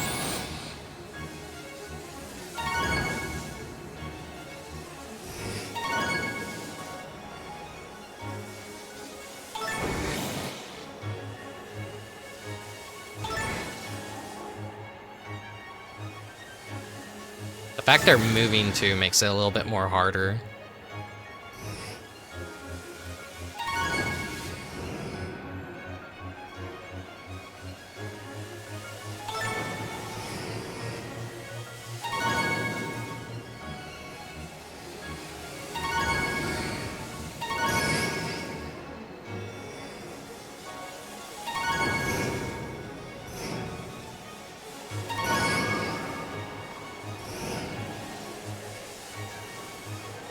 Right on, please.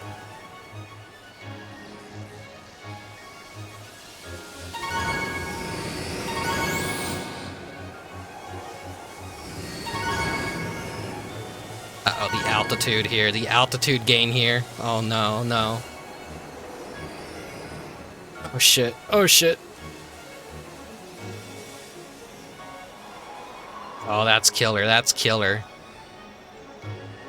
The final stretch is like, oh my god, it's gonna have like nothing for me to grab. It's gonna time me out. It's just taking me across all the biomes, isn't it? Shit, shit, shit, shit, shit, shit.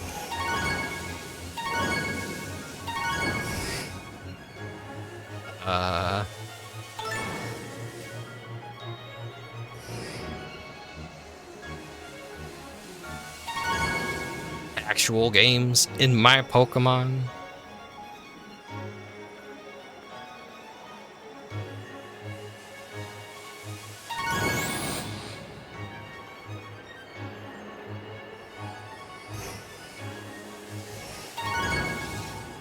Please, for the love of God, just have the goal or be right there or something.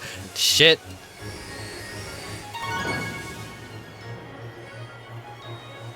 I'm nervous. I'm nervous.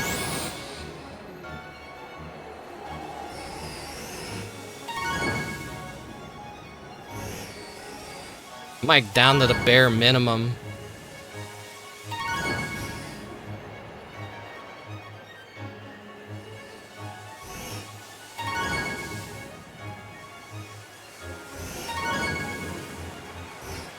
Where the fuck is that goal? Please, please.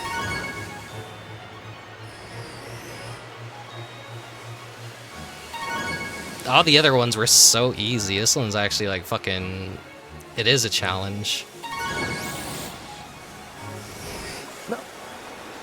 There it is. Oh fuck.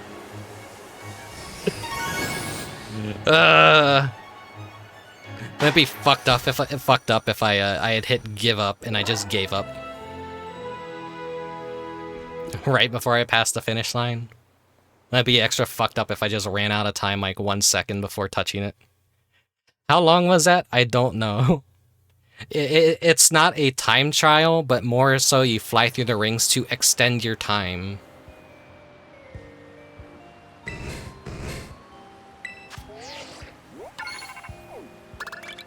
It has like a fucking trip through all the biomes, I believe.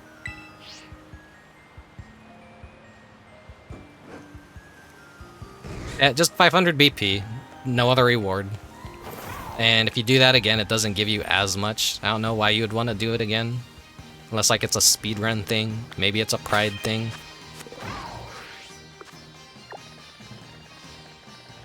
I felt like 10 minutes straight of you nearly bursting.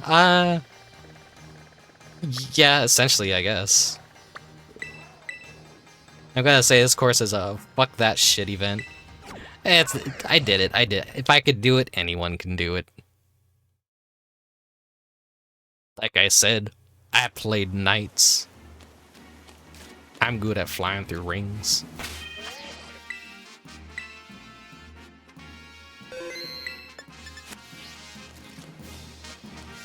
Let me heal everyone up first, actually.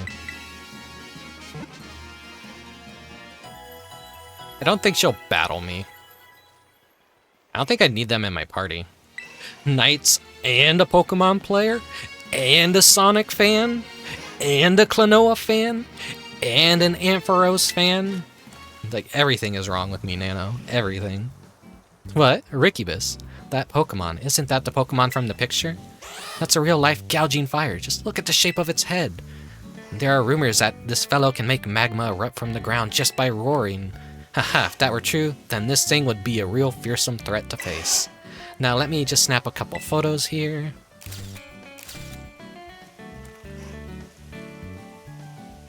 Oh, he's a pervert. Holy shit. Okay, I gotta go. Good night, Ricky. I need to get off Twitch. Okay. Good night, Nano. This could mean the other Pokemon I showed you is real too. Report back to me if you find it, okay? Already got it. What? Rickubus. That Pokemon. Isn't that the Pokemon from the picture? A real Raging Bolt? That neck is... Boy, that neck. It's almost too much to fit in one frame. Rumor has it this fellow can cover the whole sky with dark clouds and bring lightning crashing down just by swinging that long neck around. Aha. If that were true, then this thing would be a real fearsome threat to face. Now let me just snap a couple photos here. Thanks for dropping by tonight. Great Game Freak, why you do this?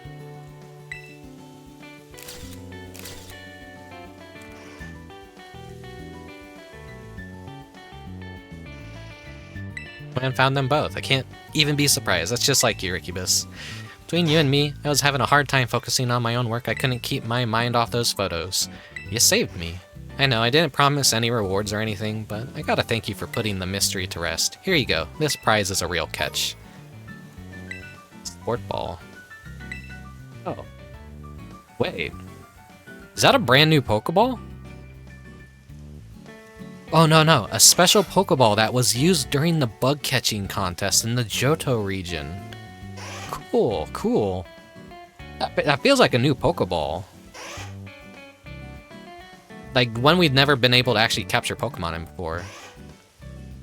They pretty much retired, like, Safari zones and stuff like that because of, like, they didn't want to, like, you know, promote Safari and hunting, and which is kind of lame. That in the casinos, they kind of removed it from Pokemon altogether. It's wild how much mystery is left in the world, isn't it? When you're a kid, you can just run wholehearted wherever you want, but it's not easy when you get older. You keep running, Rickubus.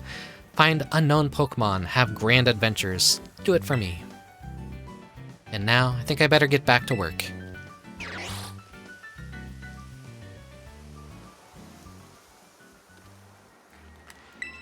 Any other dialogue that you have for me? Keep adding more and more functions to these camera apps, you know? As a photographer, I guess I've got to be able to use filters and all that to stay cool, huh?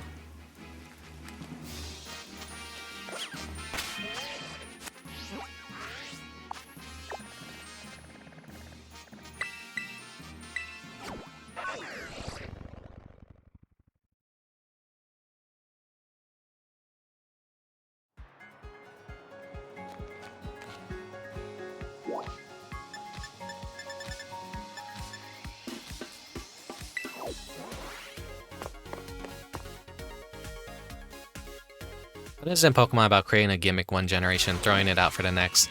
It wasn't always. It's only like when Generation 6 came out they kind of started doing that. There were a lot of Pokemon traditions that at least like stayed in the game for a while.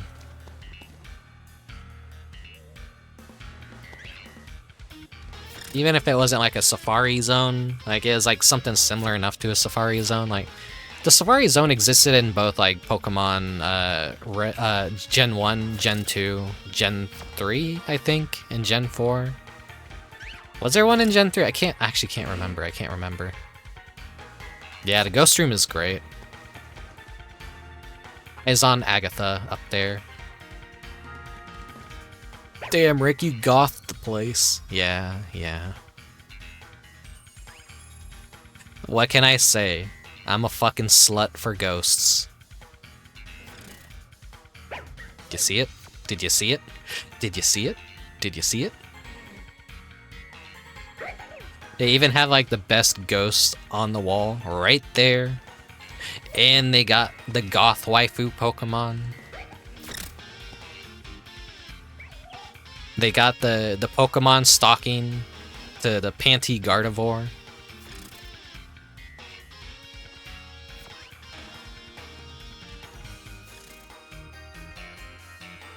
Well put, Rick.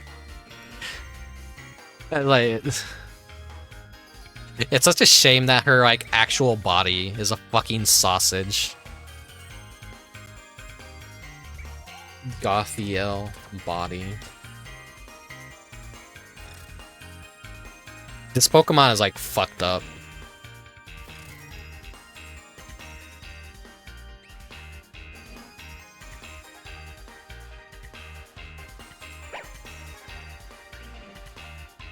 Where did that save to? Where's that image?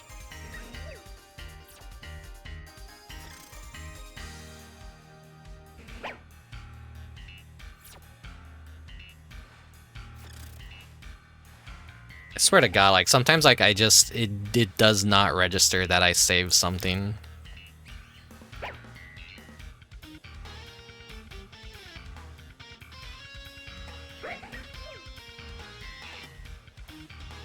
They just save it do an alternative way to save it. Goth.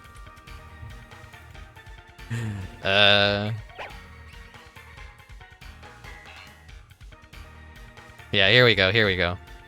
Here's our, like, oh, cool.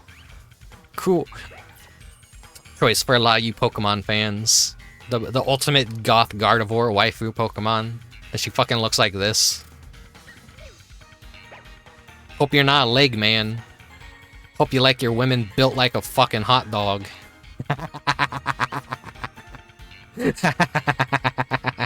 No, he's posting up skirts.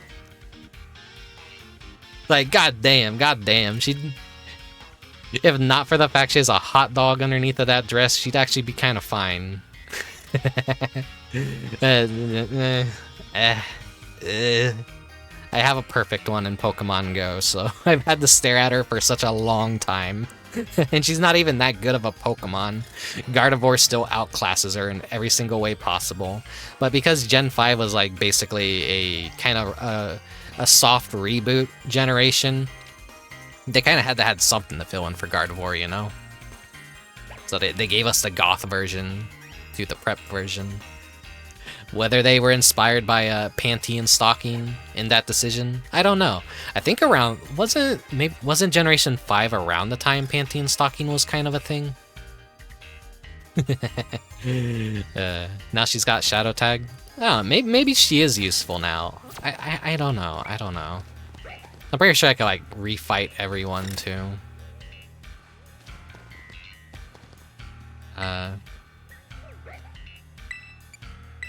Make it better with the BP I just got.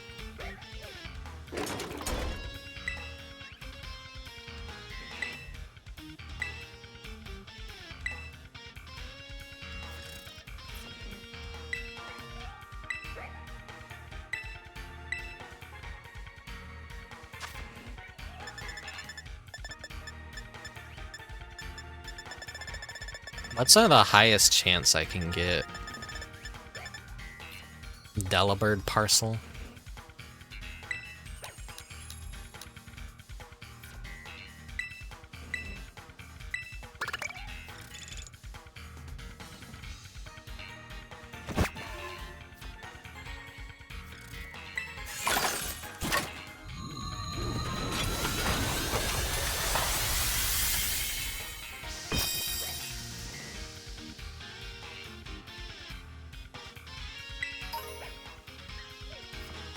Unremarkable Cup and Metal Coat.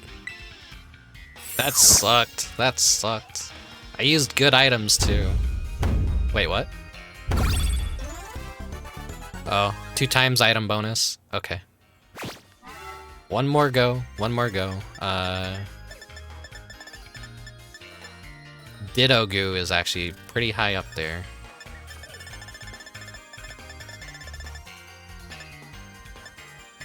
Which makes sense because Ditto is like pretty rare to come across in the game. Happiny Dust. Okay, we'll go with the Happiny Dust. 68% is pretty damn good.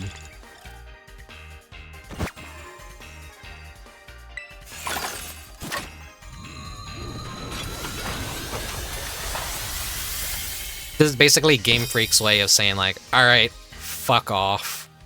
If you depleted all limited resources, here's your way to keep getting more of them. Here's all your rare items. It sucks that it doesn't give you rare Pokeballs. Or maybe it does. Maybe it does. I don't know.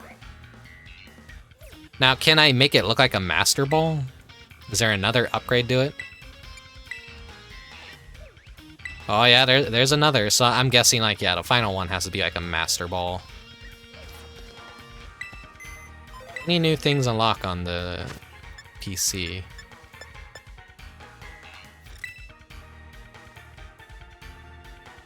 Oh, there's a secret boss of Blueberry Academy.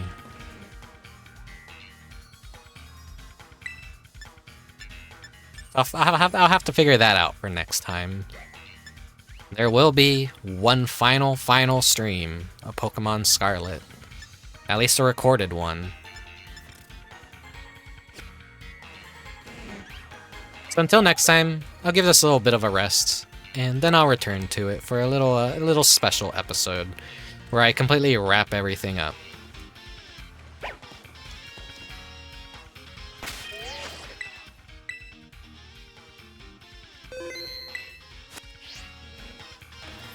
Always gotta love like how there's like spooky ghost stuff. Like in every Pokemon game, they find some spooky little goofy thing to do.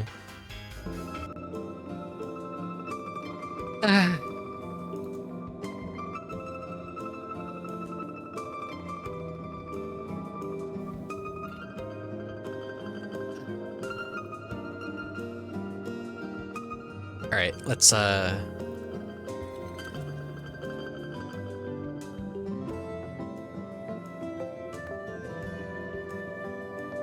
taking a quick look at who's around that I could send you guys to. Not a whole lot of options tonight, but I think I know where I'll send you guys. Okay. But yeah, that was the finale of the Indigo disc. Overall, I enjoyed the DLC. It's short depending on how you play it. If you like to collect everything, if you're like a player like me, and if you want to shiny hunt afterwards and do more battle stuff and create your perfect Pokemon, it's kind of worth the price tag. It's just a little too expensive though at $35. If there's ever an ability to get the DLC for cheaper, yeah, I'd recommend it.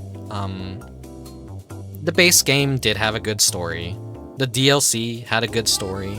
Sword and Shield was very experimental and soured a lot of people's opinion on DLC and the way they were doing things, and I was one of those people that kind of was like, the dex cut sucked ass, and it's unfortunate that they're doing that now. I would like to have a Pokemon game where we have literally every Pokemon available, but what can you do? What can you do? Game development isn't what it used to be. Game industry isn't what it used to be. Everything's getting more expensive, taking more time to make, and a lot of companies are laying off thousands of employees right now.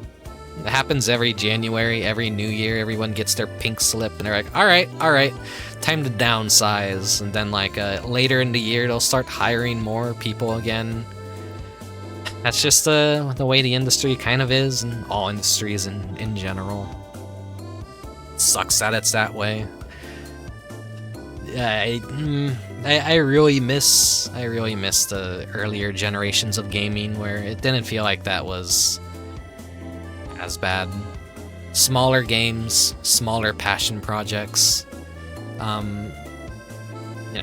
Game Freak wasn't always this giant, powerful developer that made the world's biggest franchise ever.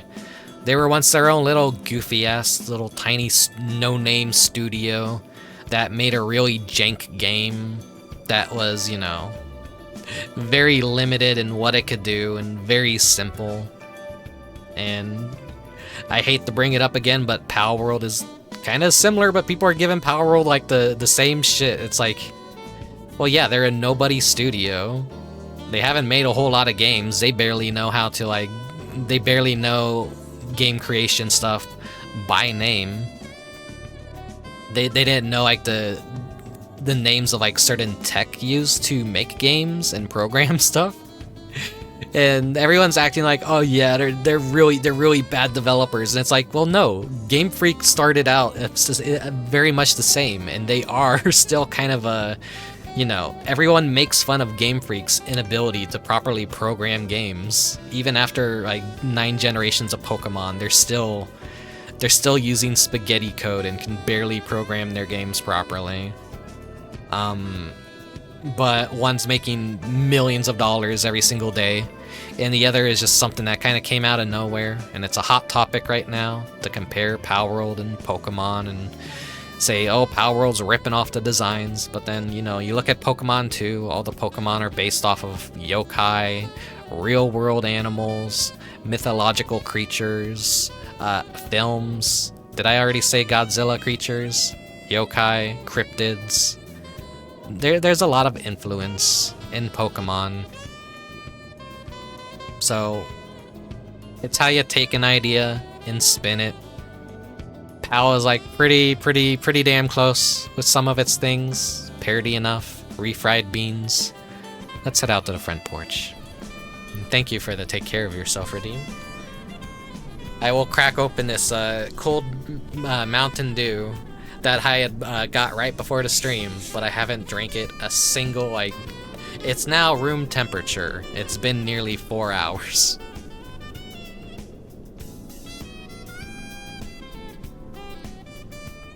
Ah.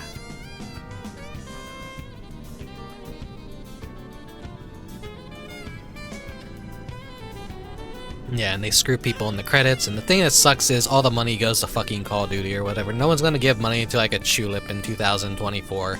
Yeah. It's up to people to feel their own passion projects, or just, you know, if as an artist, no one else wants to see you succeed except for yourself. So you gotta really fucking push yourself. You gotta make what you want to birth into the world possible through your means, and whatever support you could gather from friends, acquaintances, investors, and all that. It really is a struggle to be seen, be heard, make the things you want to make without any compromise, and that's just the way life is. You know, first episode of the DLC, I talked about Smeargle and how they had the Vincent van Gogh Museum collaboration with Pokemon, and, you know, Van Gogh's like the perfect example of someone who's not appreciated in his living life, who suffered a lot, who had mental illnesses, and created a lot of really beautiful paintings and oil paints and all that. And, you know, once he was dead is when people appreciated everything that he did. His art suddenly had value. His story basically got romanticized. He got movies, he got, like, now he has a museum, and the collaboration was so big that a bunch of man-children stormed this museum just to scalp all the Pokemon goods that they had. It was actually pretty insane. But yeah, see it more like fanatics afraid of Pokemon franchise slowly fading away to give room for newer franchises. Not common fans, but those fanatics. Like, yeah, like, Pokemon ain't going anywhere. Pokemon fans are still gonna exist. In fact, a lot of the people that are in the PAL world are just kind of like normies that fell off of Pokemon anyways, so they have something that's Pokemon-like, and, like, they won't be playing PAL world forever. But it's a neat novelty for now that it even exists, and it's got really good creature designs. Like, you know, I like a lot of the creature designs I see in PAL. I don't like a lot of the creature designs I see in other, like, Pokemon clone games. PAL World, like, got something really right. Like, look at this guy right here. Incognito is so fucking adorable. He alone is making me want to fucking buy this game. I don't know if he's any good or not, but he He is the Pokemon that I wanted, that Game Freak never gave me. I wanted a Plague Doctor Pokemon, but Spritzy didn't evolve into a Plague Doctor, so that's like, fuck. Maybe in the future they'll give us a proper Plague Doctor Pokemon, but man, this is like peak design perfection right here. And this isn't just, oh, it's a Murkrow ripoff, it's a Honchkrow ripoff. No, he's like one of the more original designs. A crow wearing a hat isn't a ripoff of Murkrow. This is like how Plague Doctors looks. And if anything, Murkrow is based off of a Plague Doctor. That's why Murkrow has a hat. I also saw like people posting the giant tree that's in Palworld going, oh my god, they ripped off Elden Ring with the giant tree. And it's like, no, world trees have existed in video games for a very long time. Please quit grasping at straws. It's all based off of mythology. The world tree isn't exclusive to like anything. This is a major fantasy element in almost everything out there. Every video game has a world tree. I can't believe Majora's Mask ripped off Elden Ring. Hey, Narrator. A lot of them are just yokai or mythical dragons. Yeah. I'm sure more than one person invented the wheel. Things will be reinvented over and over and over again. It's the execution of how you do it that makes you stand out. A lot of people will always have the same idea. Pretty sure I'm not the only ink-based demon out there, but given my circumstances, I will probably be a unique ink demon, and someone else will have a completely different take on a Incubus of their very own. But, yeah. Execution is important.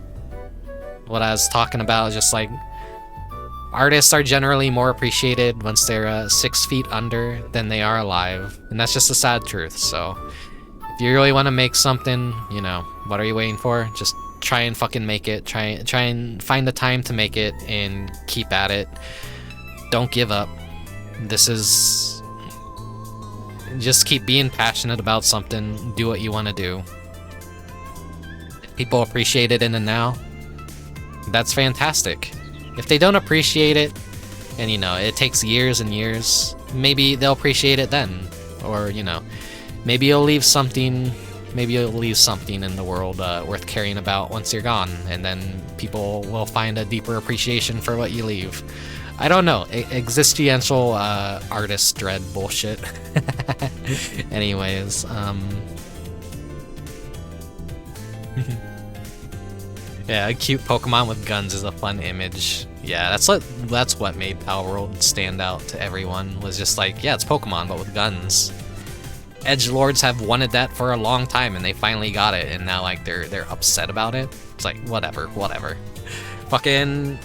there's 1 million Dark Souls clones, 1 million Monster Hunter clones, and I don't see From Software fans or Monster Hunter fans raising pitchforks and going, oh my god, they ripped off Dark Souls, they ripped off Monster Hunter. It's like, no, it could all peacefully coexist. Anyways, yeah, that's enough rambling for now.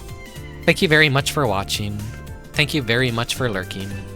If you're watching the VODs through Twitch and YouTube, thank you very much as well. I appreciate all the support. And, lost my train of thought. I'll see you next time. I don't know what I'll be playing next time, but we'll see. We'll see. Maybe I'll have the Pokemon finale ready for you. Maybe I'll dive into the February plans, because now, as of this recording, it is February 1st, about to be February 2nd. So we're in the month of love, Valentine's Day, and so I got a few ideas for games, so we'll see if I could get those out on time this year or not. But yeah. Have a good night. See you next time. Oyasumi. Farewell. Bye-bye.